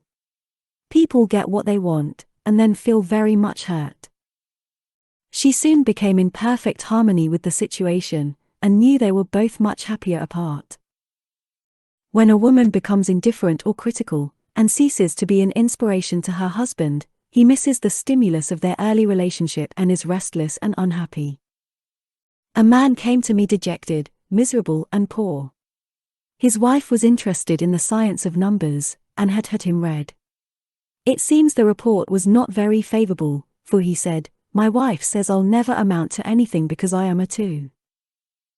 I replied, I don't care what your number is, you are a perfect idea in divine mind, and we will demand the success and prosperity which are already planned for you by that infinite intelligence. Within a few weeks, he had a very fine position, and a year or 2 later, he achieved a brilliant success as a writer. No man is a success in business unless he loves his work. The picture the artist paints for love of his art is his greatest work. The potboiler is always something to live down. No man can attract money if he despises it. Many people are kept in poverty by saying, money means nothing to me, and I have a contempt for people who have it. This is the reason so many artists are poor. Their contempt for money separates them from it. I remember hearing one artist say of another, he's no good as an artist, he has money in the bank. This attitude of mind, of course, separates man from his supply. He must be in harmony with a thing in order to attract it. Money is God in manifestation, as freedom from want and limitation, but it must be always kept in circulation and put to right uses. Hoarding and saving react with grim vengeance. This does not mean that man should not have houses and lots, stocks and bonds, for the barns of the righteous man shall be full. It means man should not hoard even the principal, if an occasion arises, when money is necessary. In letting it go out fearlessly and cheerfully, he opens the way for more to come in, for God is man's unfailing and inexhaustible supply. This is the spiritual attitude towards money, and the great bank of the universal never fails. We see an example of hoarding in the film production of Greed. The woman won $5,000 in a lottery, but would not spend it. She hoarded and saved, let her husband suffer and starve, and eventually she scrubbed floors for a living.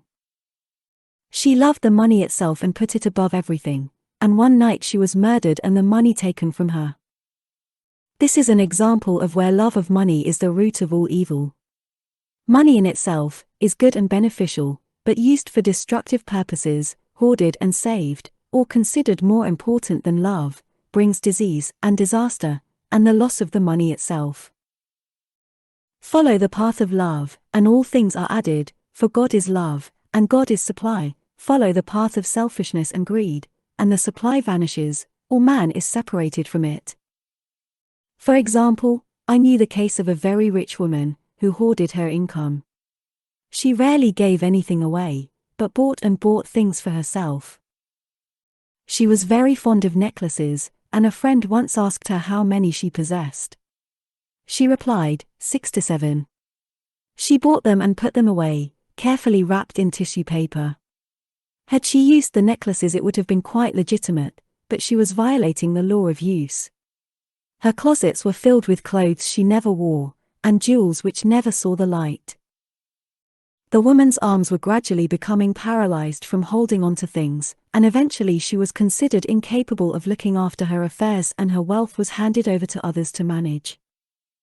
So man, in ignorance of the law, brings about his own destruction. All disease, all unhappiness, come from the violation of the law of love. Man's boomerangs of hate, resentment, and criticism come back laden with sickness and sorrow. Love seems almost a lost art, but the man with the knowledge of spiritual law knows it must be regained, for without it, he has become a sounding brass and tinkling cymbals. For example, I had a student who came to me, month after month, to clean her consciousness of resentment. After a while, she arrived at the point where she resented only one woman, but that one woman kept her busy. Little by little, she became poised and harmonious, and one day, all resentment was wiped out. She came in radiant, and exclaimed, "You can't understand how I feel." The woman said something to me, and instead of being furious I was loving and kind, and she apologized and was perfectly lovely to me. No one can understand the marvelous lightness I feel within. Love and goodwill are invaluable in business. For example, a woman came to me, complaining of her employer. She said she was cold and critical and knew she did not want her in the position. Well, I replied, salute the divinity in the woman and send her love. She said, I can't, she's a marble woman. I answered, you remember the story of the sculptor who asked for a certain piece of marble. He was asked why he wanted it, and he replied, because there is an angel in the marble, and out it he produced a wonderful work of art. She said, very well, I'll try it.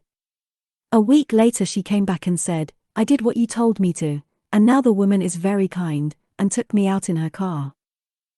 People are sometimes filled with remorse for having done someone an unkindness, perhaps years ago. If the wrong cannot be righted, its effect can be neutralized by doing someone a kindness in the present. This one thing I do, forgetting those things which are behind and reaching forth unto things where are before. Sorrow, regret, and remorse tear down the cells of the body, and poison the atmosphere of the individual. A woman said to me in deep sorrow, treat me to be happy and joyous, for my sorrow makes me so irritable with members of my family that I keep making more calmer. I was asked to treat a woman who was mourning for her daughter. I denied all belief in loss and separation, and affirmed that God was the woman's joy, love and peace. The woman gained her poise at once, but sent word by her son, not to treat any longer, because she was so happy, it wasn't respectable. So mortal mind loves to hang on to its griefs and regrets.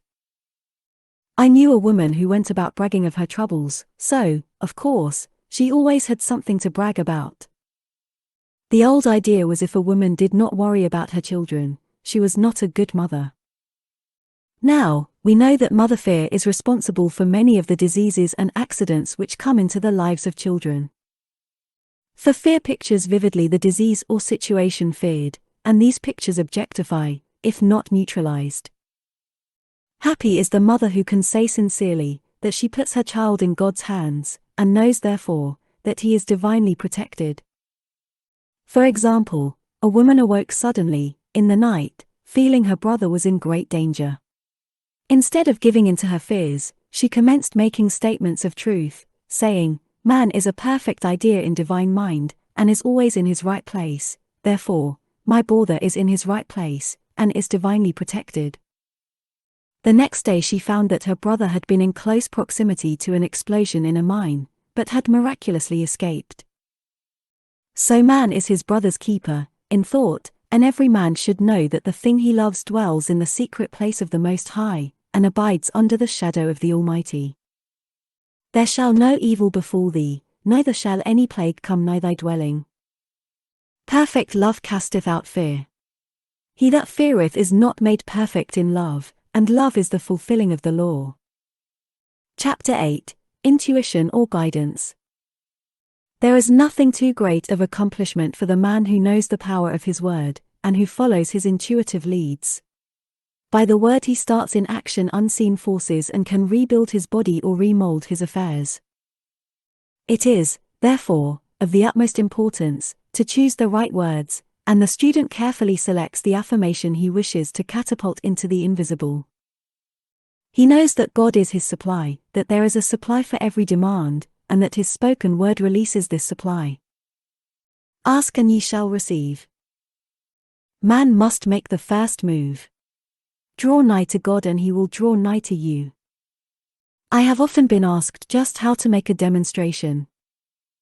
I reply, speak the word and then do not do anything until you get a definite lead.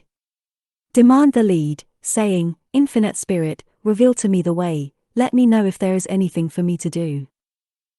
The answer will come through intuition, or hunch, a chance remark from someone, or a passage in a book, etc., etc.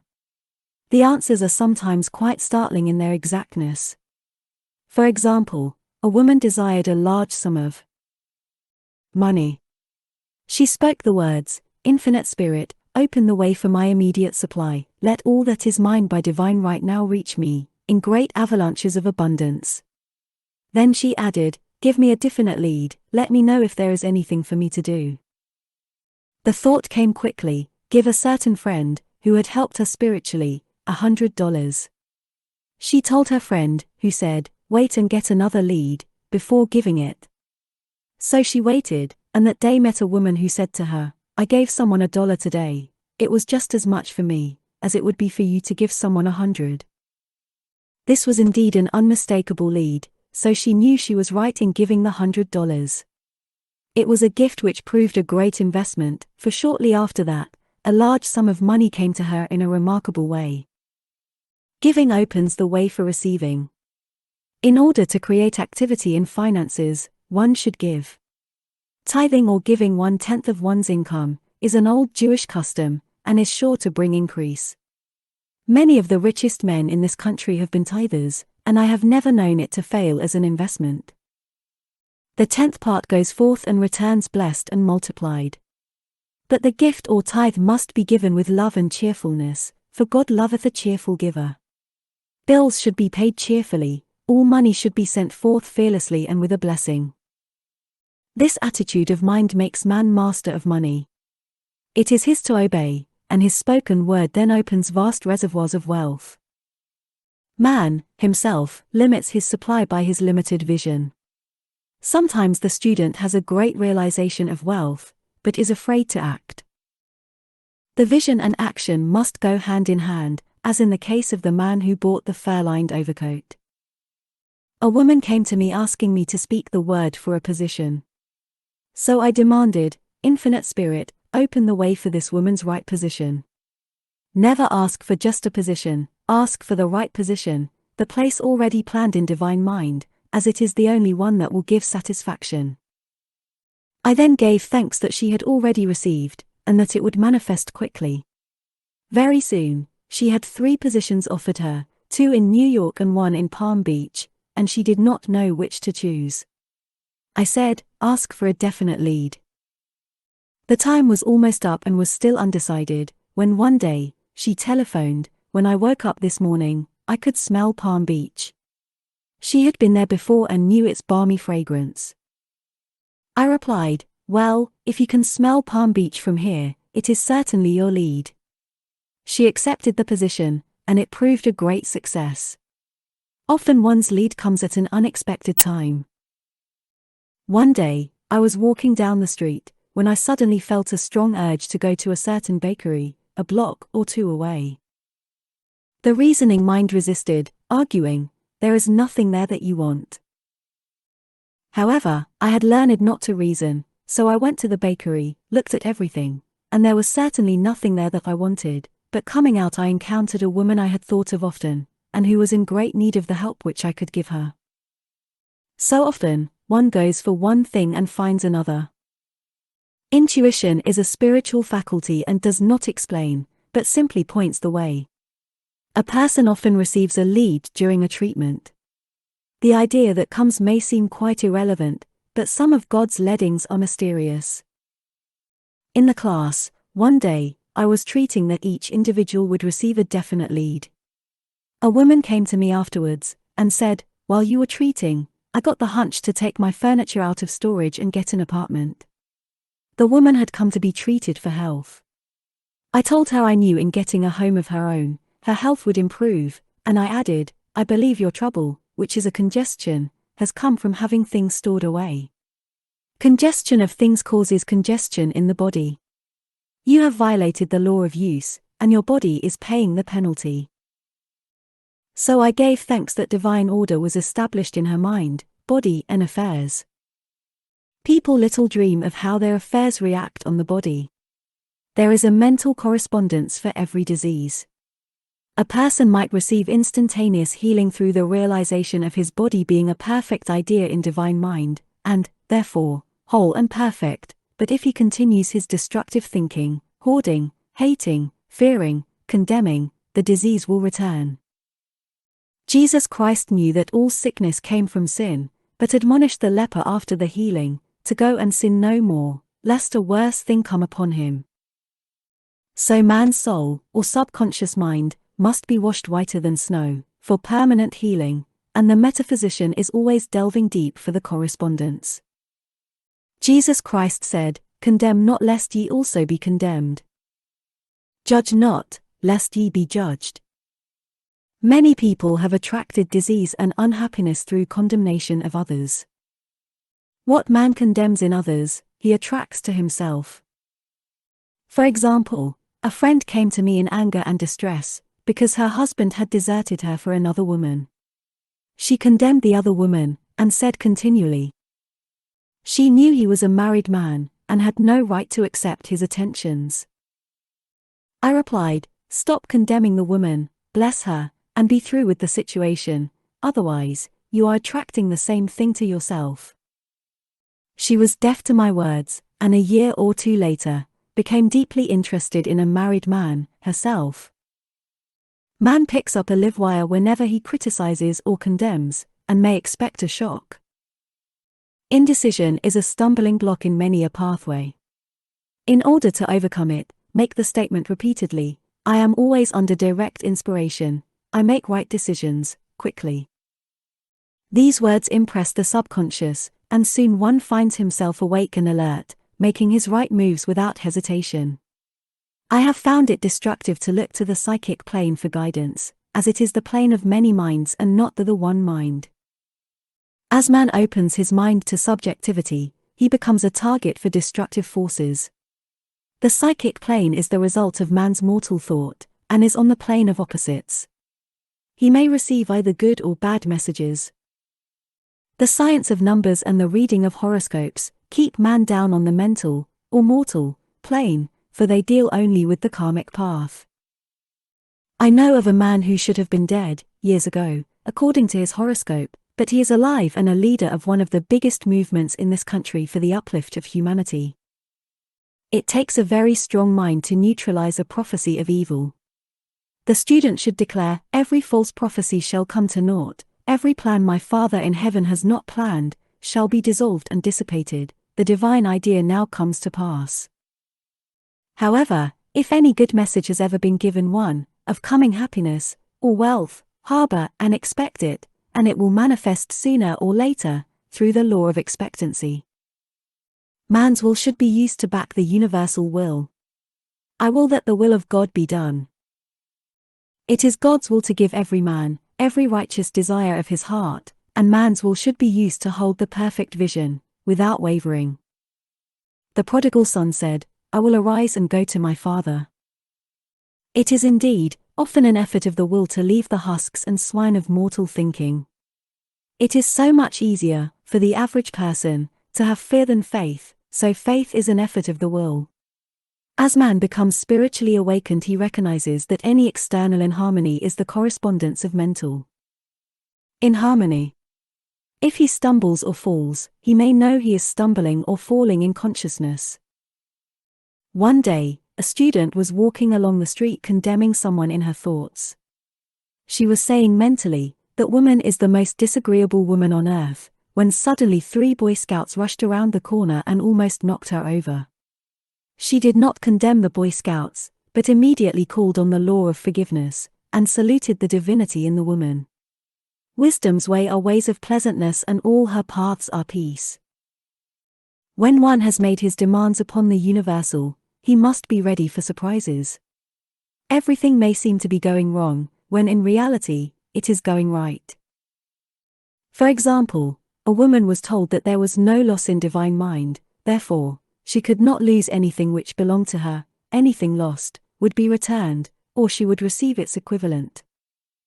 Several years previously, she had lost $2,000.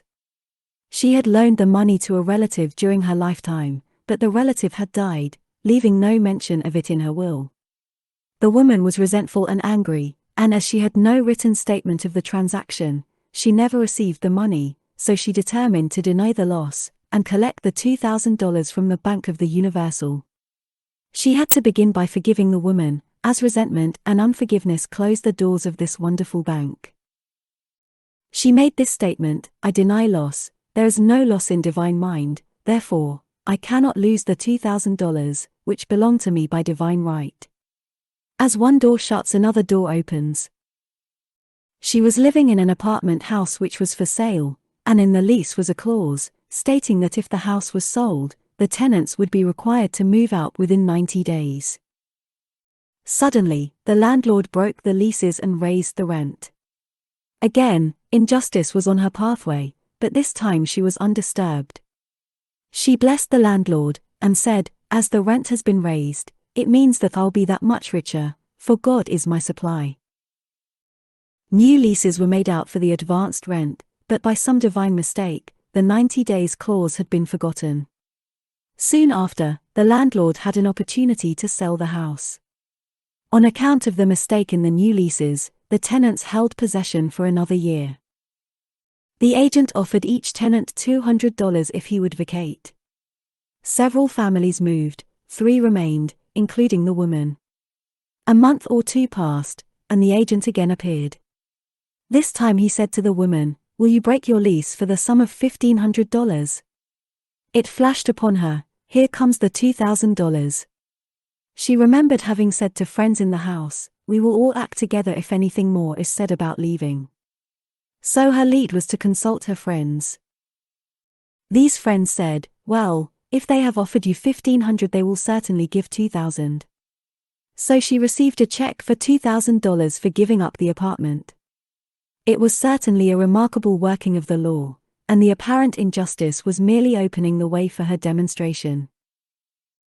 It proved that there is no loss, and when man takes his spiritual stand, he collects all that is his from this great reservoir of good. I will restore to you the years the locusts have eaten. These adverse thoughts, alone, rob man, for no man gives to himself but himself, and no man takes away from himself, but himself. Man is here to prove God and to bear witness to the truth, and he can only prove God by bringing plenty out of lack, and justice out of justice. Prove me now herewith, saith the Lord of hosts, if I will not open you the windows of heaven, and pour out a blessing, that there shall not be room enough to receive it. Chapter 9, Perfect Self-Expression. Or the Divine Design. There is for each man, perfect self-expression. There is a place which he is to fill and no one else can fill, something which he is to do, which no one else can do, it is his destiny. This achievement is held, a perfect idea in divine mind, awaiting man's recognition. As the imaging faculty is the creative faculty, it is necessary for man to see the idea, before it can manifest. So man's highest demand is for the divine design of his life. He may not have the faintest conception of what it is, for there is, possibly, some marvelous talent, hidden deep within him. His demand should be, Infinite Spirit, open the way for the divine design of my life to manifest, let the genius within me now be released, let me see clearly the perfect plan. The perfect plan includes health, wealth, love and perfect self-expression. This is the square of life, which brings perfect happiness. When one has made this demand, he may find great changes taking place in his life, for nearly every man has wandered far from the divine design. I know, in one woman's case, it was as though a cyclone had struck her affairs, but readjustments came quickly, and new and wonderful conditions took the place of old ones. Perfect self-expression will never be labor, but of such absorbing interest that it will seem almost like play. The student knows, also, as man comes into the world financed by God, the supply needed for his perfect self-expression will be at hand. Many a genius has struggled for years with the problem of supply, when his spoken word, and faith, would have released quickly, the necessary funds. For example, after the class, one day, a man came to me and handed me a cent. He said, I have just 7 cents in the world, and I'm going to give you one, for I have faith in the power of your spoken word. I want you to speak the word for my perfect self-expression and prosperity. I spoke the word, and did not see him again until a year later. He came in one day, successful and happy, with a roll of yellow bills in his pocket. He said, immediately after you spoke the word, I had a position offered me in a distant city, and am now demonstrating health, happiness, and supply. A woman's perfect self-expression may be in becoming a perfect wife, a perfect mother, a perfect homemaker, and not necessarily in having a public career. Demand definite leads, and the way will be made easy and successful. One should not visualize or force a mental picture. When he demands the divine design to come into his conscious mind, he will receive flashes of inspiration, and begin to see himself making some great accomplishment. This is the picture, or idea, he must hold without wavering. The thing man seeks is seeking him, the telephone was seeking Bell. Parents should never force careers and professions upon their children. With a knowledge of spiritual truth, the divine plan could be spoken for, early in childhood, or prenatally. A prenatal treatment should be, let the God in this child have perfect expression, let the divine design of his mind, body, and affairs be made manifest throughout his life, throughout eternity. God's will be done, not man's, God's pattern, not man's pattern, is the command we find running through all the scriptures, and the Bible is a book dealing with the science of the mind. It is a book telling man how to release his soul, or subconscious mind, from bondage. The battles described are pictures of man waging war against mortal thoughts. A man's foes shall be they of his own household. Every man is Jehoshaphat, and every man is David, who slays Goliath, mortal thinking, with the little white stone, faith. So man must be careful that his is not the wicked and slothful servant who buried his talent. There is a terrible penalty to be paid for not using one's ability. Often fear stands between man and his perfect self-expression. Stage fright has hampered many a genius. This may be overcome by the spoken word or treatment. The individual then loses all self-consciousness, and feels simply that he is a channel for infinite intelligence to express itself through. He is under direct inspiration, fearless, and confident, for he feels that it is the Father within him who does the work. A young boy came often to my class with his mother. He asked me to speak the word for his coming examinations at school. I told him to make the statement, "I am one with infinite intelligence. I know everything I should know on this subject." He had an excellent knowledge of history, but was not sure of his arithmetic. I saw him afterwards, and he said, "I spoke the word for my arithmetic, and passed with the highest honors, but thought I could depend on myself for history, and got a very poor mark." Man often receives a setback when he is too sure of himself, which means he is trusting to his personality and not the Father within. Another one of my students gave me an example of this. She took an extended trip abroad one summer, visiting many countries, where she was ignorant of the languages. She was calling for guidance and protection every minute, and her affairs went smoothly and miraculously. Her luggage was never delayed nor lost.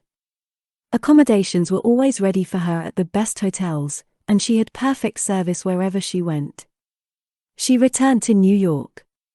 Knowing the language, she felt God was longer necessary, so looked after her affairs in an ordinary manner.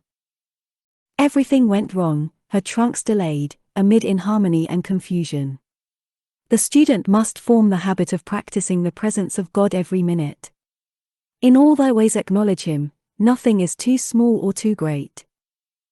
Sometimes an insignificant incident may be the turning point in a man's life. Robert Fulton, watching some boiling water, simmering in a tea kettle, saw a steamboat. I have seen a student, often, keep back his demonstration, through resistance, or pointing the way. He pins his faith to one channel only, and dictates just the way he desires the manifestation to come, which brings things to a standstill. My way, not your way, is the command of infinite intelligence. Like all power, be it steam or electricity, it must have a non-resistant engine or instrument to work through, and man is that engine or instrument. Over and over again, man is told to stand still. O Judah, fear not, but tomorrow go out against them, for the Lord will be with you. You shall not need to fight this battle, set yourselves, stand ye still, and see the salvation of the Lord with you. We see this in the incidents of the $2,000 coming to the woman through the landlord when she became non-resistant and undisturbed, and the woman who won the man's love after all suffering had ceased. The student's goal is poise. Poise is power, for it gives God power a chance to rush through man, to will and to do its good pleasure. Poised, he thinks clearly, and makes right decisions quickly. He never misses a trick. Anger blurs the visions, poisons the blood, is the root of many diseases, and causes wrong decision leading to failure. It has been named one of the worst sins, as its reaction is so harmful. The student learns that in metaphysics sin has a much broader meaning than in the old teaching. Whatsoever is not of faith is sin. He finds that fear and worry are deadly sins. They are inverted faith, and through distorted mental pictures, bring to pass the thing he fears. His work is to drive out these enemies, from the subconscious mind. When man is fearless he is finished. Maeterlinck says, that man is God-afraid. So as we read in the previous chapters, man can only vanquish fear by walking up to the thing he is afraid of. When Jehoshaphat and his army prepared to meet the enemy, singing praise the Lord, for his mercy endureth forever, they found their enemies had destroyed each other, and there was nothing to fight. For example, a woman asked a friend to deliver a message to another friend. The woman feared to give the message, as the reasoning mind said, don't get mixed up in this affair, don't give that message. She was troubled in spirit, for she had given her promise. At last, she determined to walk up to the lion, and call on the law of divine protection. She met the friend to whom she was to deliver the message. She opened her mouth to speak it, when her friend said, so and so has left town. This made it unnecessary to give the message, as the situation depended upon the person being in town. As she was willing to do it, she was not obliged to, as she did not fear, the situation vanished. The student often delays his demonstration through a belief in incompletion. He should make this statement: in divine mind there is only completion, therefore, my demonstration is completed. My perfect work, my perfect home, my perfect health. Whatever he demands are perfect ideas registered in divine mind, and must manifest, under grace in a perfect way. He gives thanks he has already received on the invisible, and makes active preparation for receiving on the visible. One of my students was in need of a financial demonstration. She came to me and asked why it was not completed. I replied, perhaps, you are in the habit of leaving things unfinished, and the subconscious has gotten into the habit of not completing, as the without, so the within. I'll go home and finish something I commenced weeks ago, and I know it will be symbolic of my demonstration. She sewed assiduously, and the article was soon completed. Shortly after, the money came in a most curious manner. Her husband was paid his salary twice that month. He told the people of their mistake, and they sent word to keep it. When man asks, believing, he must receive, for God creates his own channels. I have been sometimes asked, suppose one has several talents, how is he to know which one to choose? Demand to be shown definitely, say, Infinite Spirit, give me a definite lead, reveal to me my perfect self-expression, show me which talent I am to make use of now. I have known people to suddenly enter a new line of work, and be fully equipped, with little or no training. So make the statement, I am fully equipped for the divine plan of my life, and be fearless in grasping opportunities. Some people are cheerful givers, but bad receivers. They refuse gifts through pride, or some negative reason, thereby blocking their channels, and invariably find themselves eventually with little or nothing. For example, a woman who had given away a great deal of money, had a gift offered her of several $1,000s. She refused to take it, saying she did not need it. Shortly after that, her finances were tied up, and she found herself in debt for that amount. Man should receive gracefully the bread returning to him upon the water. Freely ye have given, freely ye shall receive. There is always the perfect balance of giving and receiving, and though man should give without thinking of returns, he violates law if he does not accept the returns which come to him, for all gifts are from God, man being merely the channel. A thought of lack should never be held over the giver. For example, when the man gave the 1 cent, I did not say, poor man, he cannot afford to give me that. I saw him rich and prosperous, with his supply pouring in.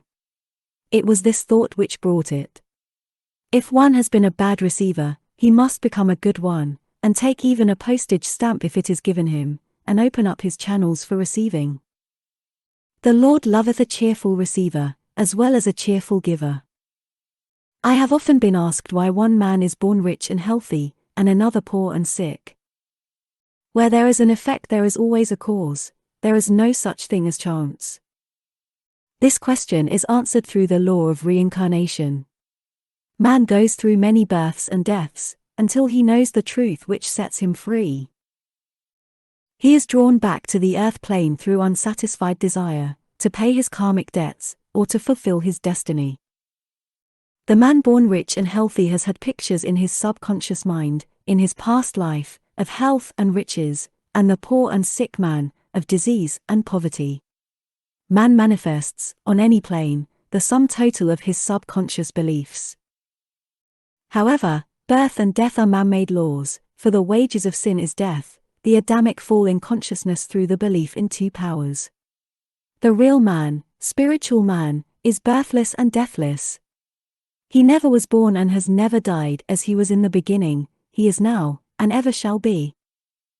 So through the truth, man is set free from the law of karma, sin and death, and manifests the man made in his image and likeness. Man's freedom comes through fulfilling his destiny, bringing into manifestation the divine design of his life.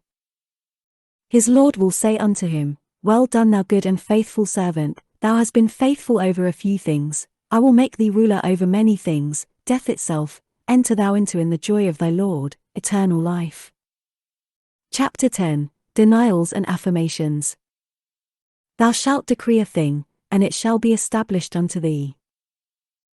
All the good that is to be made manifest in man's life is already an accomplished fact in divine mind, and is released through man's recognition, or spoken word, so he must be careful to decree that only the divine idea be made manifest, for often, he decrees, through his idle words, failure or misfortune. It is, therefore, of the utmost importance, to word one's demands correctly, as stated in a previous chapter. If one desires a home, friend, position, or any other good thing, make the demand for the divine selection. For example, Infinite Spirit, open the way for my right home, my right friend, my right position. I give thanks it now manifests under grace in a perfect way. The latter part of the statement is most important. For example, I knew a woman who demanded $1,000. Her daughter was injured and they received $1,000 indemnity, so it did not come in a perfect way. The demand should have been worded in this way: Infinite Spirit, I give thanks that the $1,000, which is mine by divine right, is now released, and reaches me under grace in a perfect way. As one grows in a financial consciousness, he should demand that the enormous sums of money, which are his by divine right, reach him under grace, in perfect ways. It is impossible for man to release more than he thinks is possible, for one is bound by the limited expectancies of the subconscious. He must enlarge his expectancies in order to receive in a larger way. Man so often limits himself in his demands. For example, a student made the demand for $600 by a certain date. He did receive it, but heard afterwards that he came very near receiving $1,000, but he was given just $600, as the result of his spoken word. They limited the Holy One of Israel. Wealth is a matter of consciousness. The French have a legend giving an example of this. A poor man was walking along a road when he met a traveler, who stopped him and said, "My good friend, I see you are poor. Take this gold nugget, sell it, and you will be rich all your days." The man was overjoyed at his good fortune, and took the nugget home. He immediately found work and became so prosperous that he did not sell the nugget. Years passed, and he became a very rich man. One day he met a poor man on the road. He stopped him and said, "My good friend, I will give you this gold nugget, which, if you sell, will make you rich for life." The mendicant took the nugget, had it valued, and found it was only brass. So we see, the first man became rich through feeling rich, thinking the nugget was gold. Every man has within himself a gold nugget. It is his consciousness of gold, of opulence, which brings riches into his life. In making his demands, man begins at his journey's end, that is, he declares he has already received. Before ye call I shall answer. Continually affirming establishes the belief in the subconscious. It would not be necessary to make an affirmation more than once if one had perfect faith. One should not plead or supplicate, but give thanks repeatedly, that he has received. The desert shall rejoice and blossom as the rose. This rejoicing, which is yet in the desert state of consciousness, opens the way for release. The Lord's Prayer is in the form of command and demand: give us this day our daily bread, and forgive us our debts as we forgive our debtors, and ends in praise, for thine is the kingdom and the power and the glory, forever. Amen. Concerning the works of my hands, command ye me. So prayer is command and demand, praise and thanksgiving. The Sutton's work is in making himself believe that with God all things are possible. This is easy enough to state in the abstract, but a little more difficult when confronted with a problem. For example, it was necessary for a woman to demonstrate a large sum of money within a stated time. She knew she must do something to get a realization, for realization is manifestation, and she demanded a lead.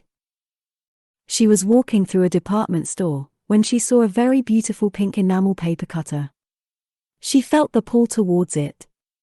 The thought came, I haven't a paper cutter good enough to open letters containing large checks. So she bought the paper cutter, which the reasoning mind would have called an extravagance. When she held it in her hand, she had a flash of a picture of herself opening an envelope containing a large check, and in a few weeks, she received the money. The pink paper cutter was her bridge of active faith. Many stories are told of the power of the subconscious when directed in faith. For example, a man was spending the night in a farmhouse.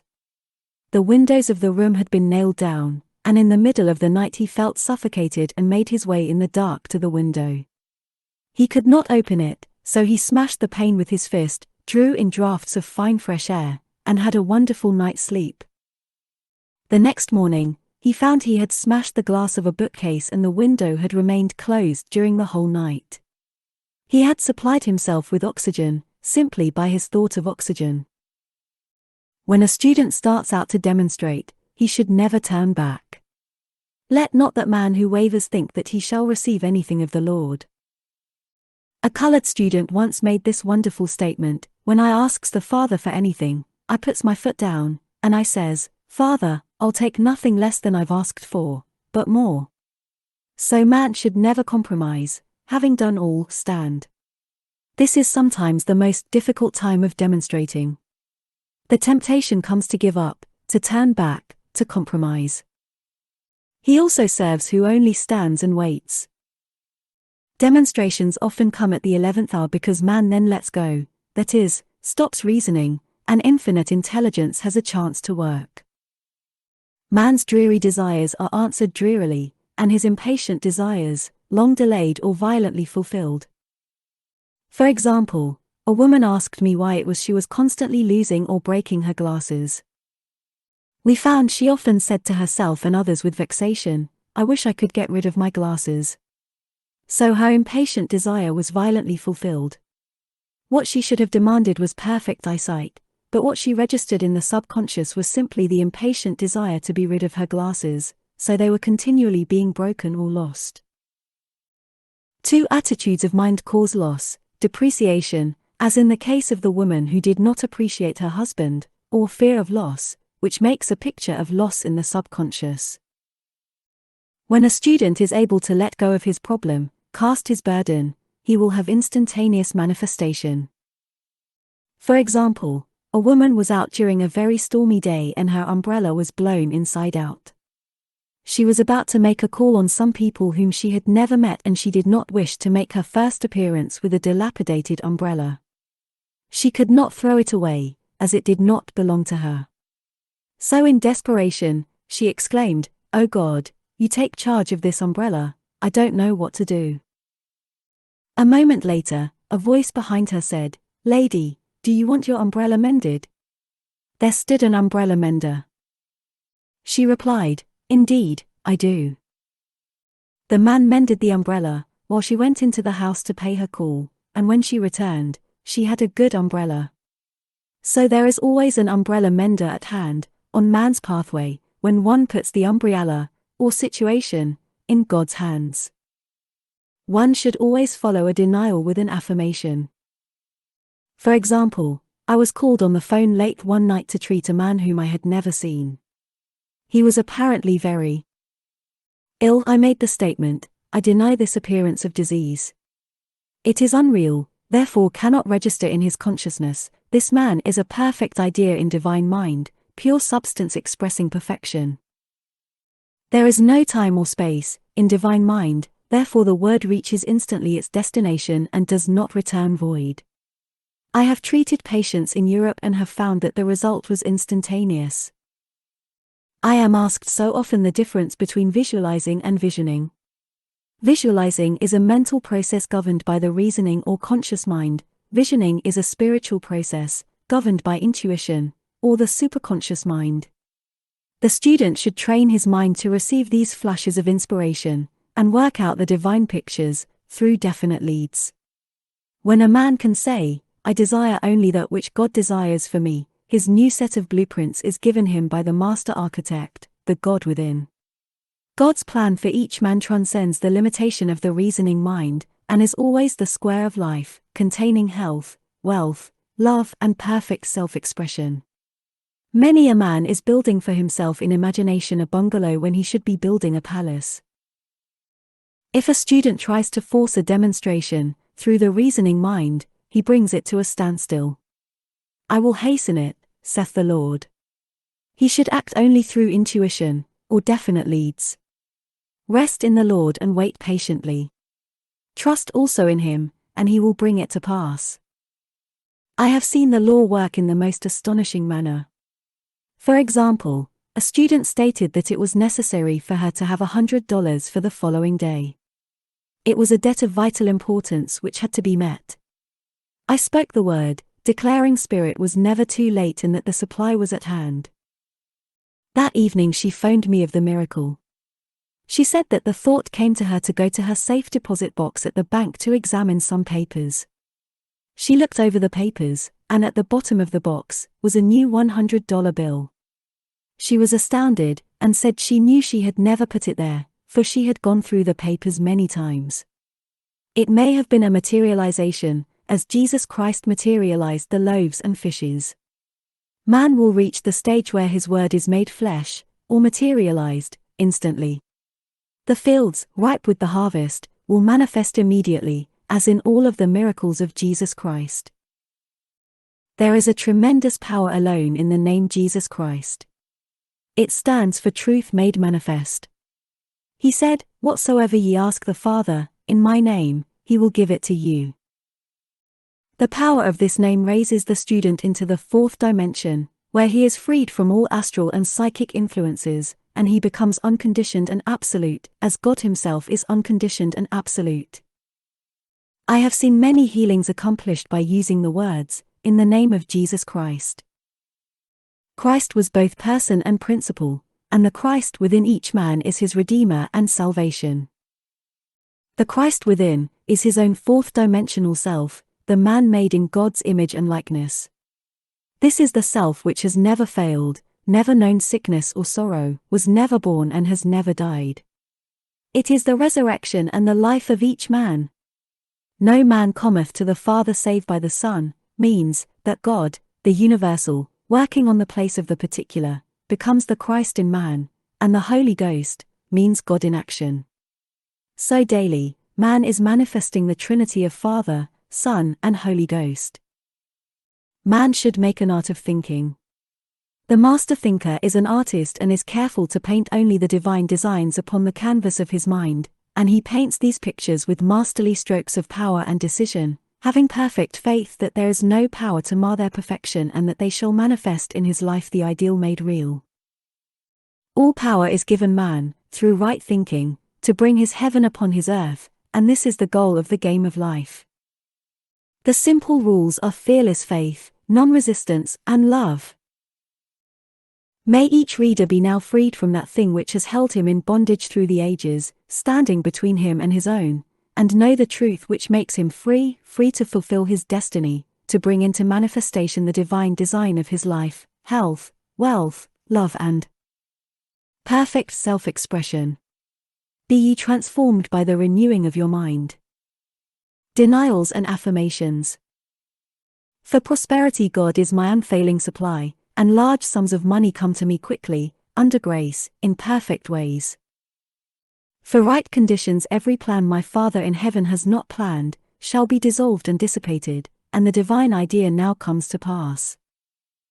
For right conditions only that which is true of God is true of me, for I and the Father are one. For faith. As I am one with God, I am one with my good, for God is both the giver and the gift. I cannot separate the giver from the gift. For right conditions. Divine love now dissolves and dissipates every wrong condition in my mind, body, and affairs.